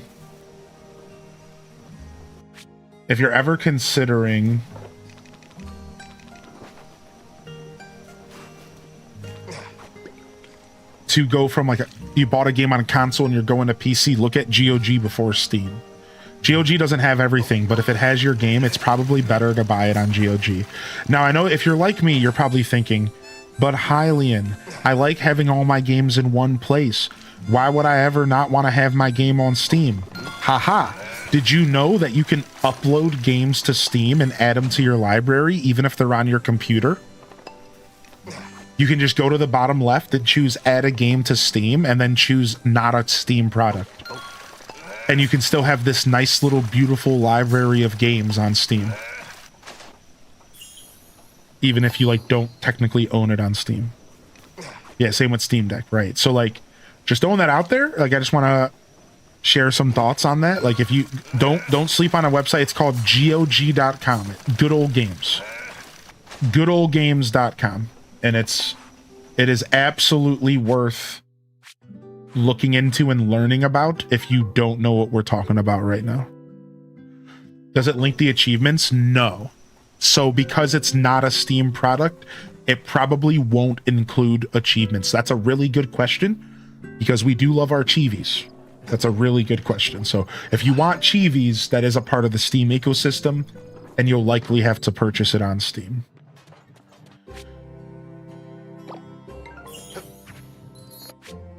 I say likely because maybe there's a universe where that's not the case. Right? Like maybe I'm wrong, but I'm pretty sure you would have to. But I could be wrong. Maybe there's a universe where that is the case. All right, let's grab some milk here. You enjoy the lurk. Thank you for being here today, little avoidant.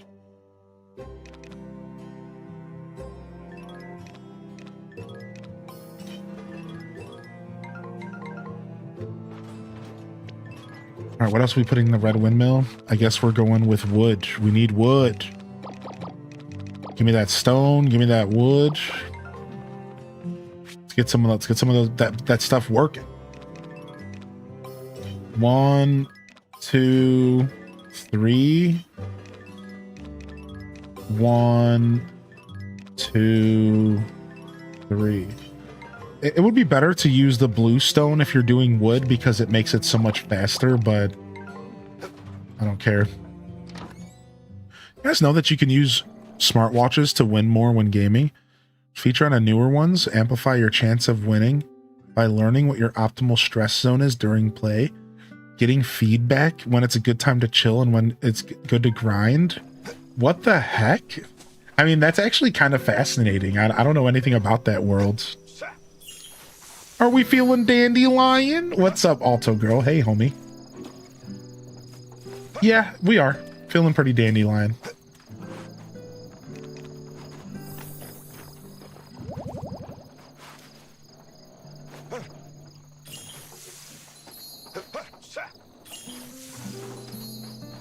All right. Tomorrow is a Bazaar day. That's exactly what I was hoping. So we're going to be selling all sorts of stuff. Bazaar day is here.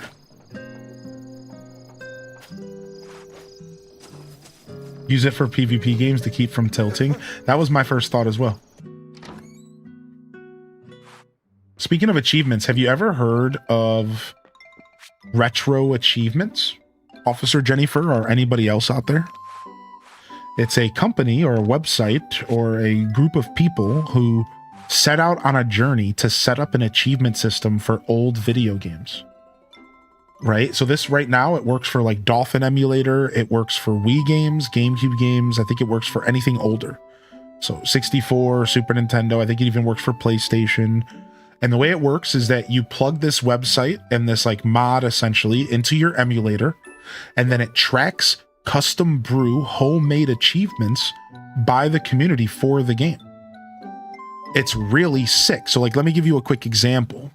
Retro achievements. So if we go to retro achievements, so there's some streamers that actually base their whole stream off of this. And that's how I originally got hip to this. And what you do is you create an account, and people have accounts that they like stand by. Like people like take this real serious. Like there are people who farm achievements in the hardest games in existence to collect points. You see this, and then you get points, and then you flex on people on the internet. So this is its own community of people. It's called Retro Achievements, and it's its own community, and it has basically anything older than like Wii. Like they just added Wii recently. But look at all these games. Sony PlayStation 1, 2, PlayStation Portable, Neo Geo, right? So you choose a game, and then once you go into the games, you could choose Animal Crossing, right? And then from here, you can load it up, and there's a bunch of achievements that the players have created. Stuff that you can pursue, like have 200 million bells in the bank. Have 300 million bells in the bank, right? Like insane stuff, right? And if you've played Animal Crossing GameCube, you know this is like crazy, right? So now the way that it's set up, you might be thinking, well, what's to stop you from cheating? Well, they have it set up to where the emulator is tracking everything you're doing. So there are people who can do achievements glitched. I think there are some that are welcoming for glitches and speed runs and stuff. And then there are some that you have to do it vanilla. And it's like your choice, I think. I don't know exactly how it all works, but I just wanted to bring it up as a conversation topic because I don't think a lot of people know about retro achievements. It's actually super sick. And it adds an element of achievements to your favorite retro games. And there's a full database and a full website backing it to where you don't just like do it for yourself, but you're doing it all tracked on a website, and you can like go back and reference it and flex, and it's cool. I've never pursued it myself, but I've thought about it. You're playing some No Man's Sky right now in a frozen tundra. I still load up No Man's Sky occasionally. I'm still playing it throughout this whole year, even though I've been a little distracted. And we got Effie Apples hitting us with the work lurk. They said rare time to catch a late stream because I'm usually doing my first week of night shifts. Oh, you're doing your first week of night shifts. Well, welcome in here, Effie. Enjoy the work lurk. You know, my night streams aren't terribly common, but I'm happy to be here and work alongside you here. All right, we got to work fast because we have a bazaar to do. And of course, we have a whole field of crops to do. All right, we want to get to the bazaar not too late.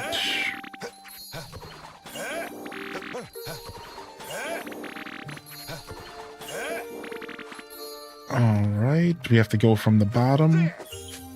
Just a single jump. Just a single jump. All right, go over here. And do we have turnip seeds, please? We do. I need turnips. Right?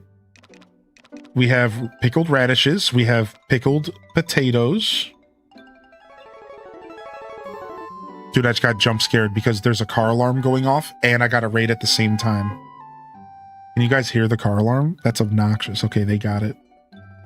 That they always do that. My neighbors are always getting their car alarm off. Like, can you guys chill? What's up? What's up? Dude, yeah, I got jump scared because a car alarm went off as soon as you raided and I'm... What's the other vegetable for pickled veggie mix? I think it's onion. It's onion. Yeah, what's up, Raiders? How we doing, Kita Benita? Why don't I have onion seeds? Why don't I have onions or onion seeds? That's a big problem. That's a big problem. I never made seeds for onions. So we're gonna have to buy some at the bazaar today. Dang, dude. I messed up. I usually always seed make a little bit. Yo, what's up, Raiders? How you doing, Kita Benita? How was your Tales of the Shire? Oh, you were playing some Tales of the Shire? I think we're going to play some more of that for Hobbit Day this year coming up. We're going to be celebrating Hobbit Day for the second time ever, and we're going to do some Lego Lord of the Rings. And we're going to do some Tales of the Shire. We're going to bring back Tales of the Shire. Pretty sure. No, I haven't solidified anything yet, but we'll be celebrating Hobbit Day, and we'll see. Maybe we can make it a little extra special, you know? Maybe we can make it extra special. It'll be... Last year we celebrated last year with Tales of the Shire, a sponsorship, and then we yeah, that was it, because then they delayed Tales of the Shire until spring. Yeah. So we celebrated with a sponsorship and a first look, and then I messed up the sponsorship and I played the game earlier than I was supposed to by like 30 minutes to an hour. And I had some guy in my chat like, "You're messing up! Why are you messing up? What are you doing, idiot?" And everyone was like panicking. Yeah, we're all like, are you sure, dude? Because I'm pretty sure I'm allowed to play this. Eventually, I got an email that was like, "Hey, dude, we do need you to stop playing for now." And I was so sorry. I'll probably never work with that company again. I imagine they're not going to call me back. I imagine they're not going to call me back after that one.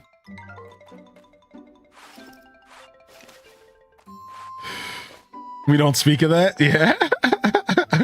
That was the only time I ever made a big mistake with content, with a sponsorship. And, you know, the person who was running the sponsorship with me actually owned up to the mistake as well, because she never explicitly said like what not to do. It was weird. It was like a weird combination where I made a mistake for not asking for more details, but they made a mistake for like leading me on the wrong way.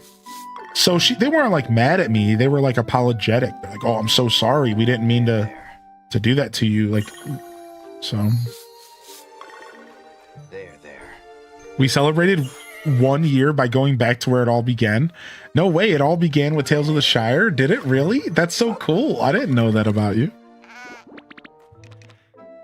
Just too early makes you ambitious. Yeah, like it wasn't that big of a deal. It could have been a lot worse. Came out an alert to say, what WTF are those flips? I've never reached that far in this game. Oh, you're talking about my double, triple flips, dude? You like that? You like my flips, dude? Don't even worry about. I got triple decker spins in this game. That's some endgame stuff, Rosie Poo. That's some endgame stuff, Rosie. Nice, got some stuff to sell.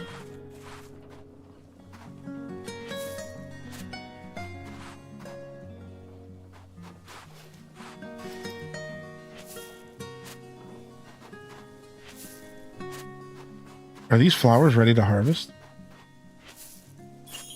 The flips? Yeah, the flips are crazy. This game gets a little bonkers. Oh no, these aren't done. Alright, Bazaar starts. Gotta get these crops water. Ooh, we got tom-toms. Boom! Now we got the giant tomato for Kagetsu.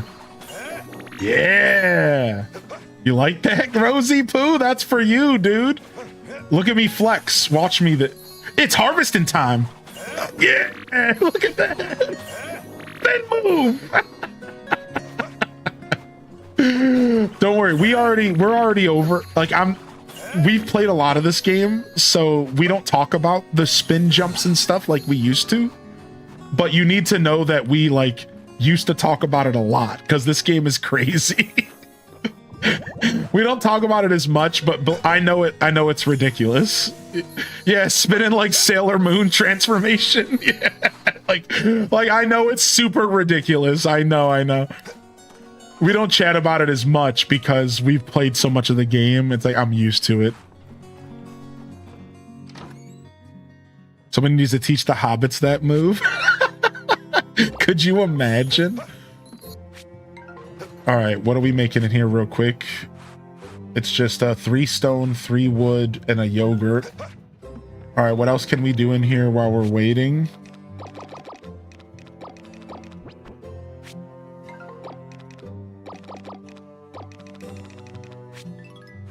That's so funny. The spin move stuff, I forget how ridiculous it is because I've played so much of the game. It's like normalized to me, you know, but it is really, really goofy. Ooh, now we have brand eggs. Dude, now we have brand silky eggs.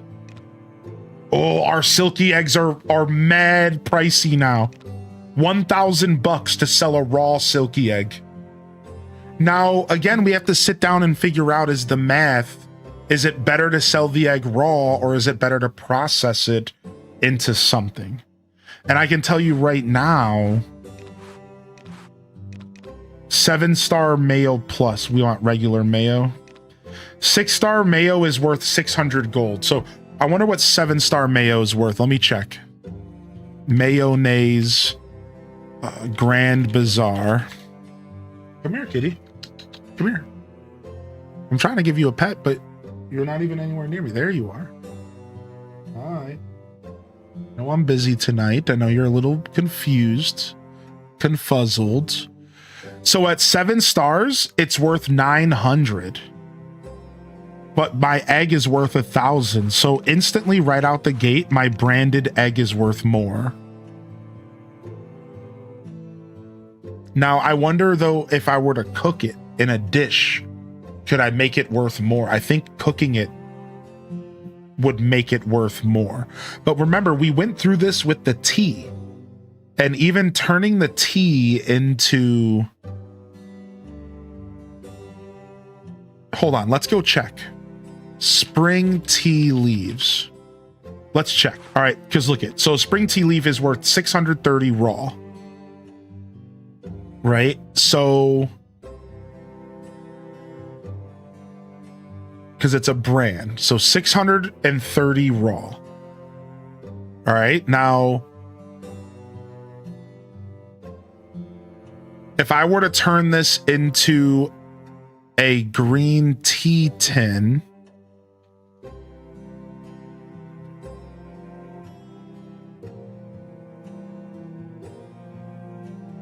so the sencha tea is 924. But wait, what does that take? It takes summer and spring. Hold on, I just want the green tea here. This is where we get a little nerdy with these games. Give me just a moment.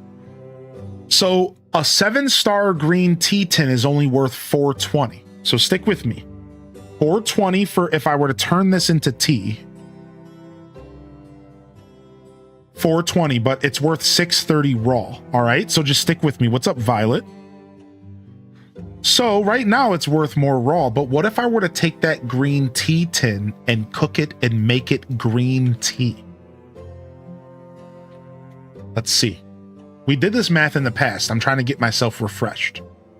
So 7-star green tea is only worth 546, still less. Still less. So to be clear, the branded objects are better sold raw for the most part. Now, maybe that's not true for the eggs though, because the eggs can go into a lot of stuff. Like eggs can go into full-on party cakes and everything. Her meows are so cute and loud. She's a meower. She's my little meower for sure. She's my little sweetie.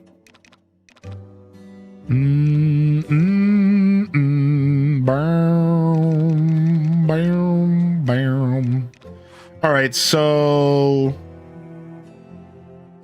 thanks for the 20 likes on YouTube, by the way. So we're not touching the eggs. I'm trying to figure out what I'm processing. Let me get back to reality here. What are we about to process in here really quick? We turning mochi into dango flour? Not here. AQI finally down to 136. Oh, is that the air quality? Is that what that stands for? Air quality index. That's exactly what that is. Got it. Nailed it.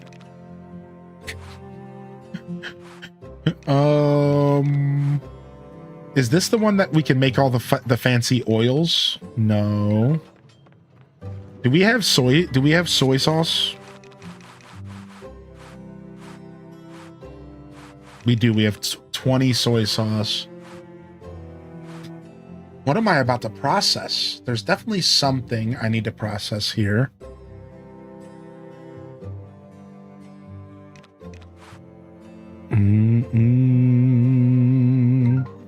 Yeah, it was super foggy today, Sam.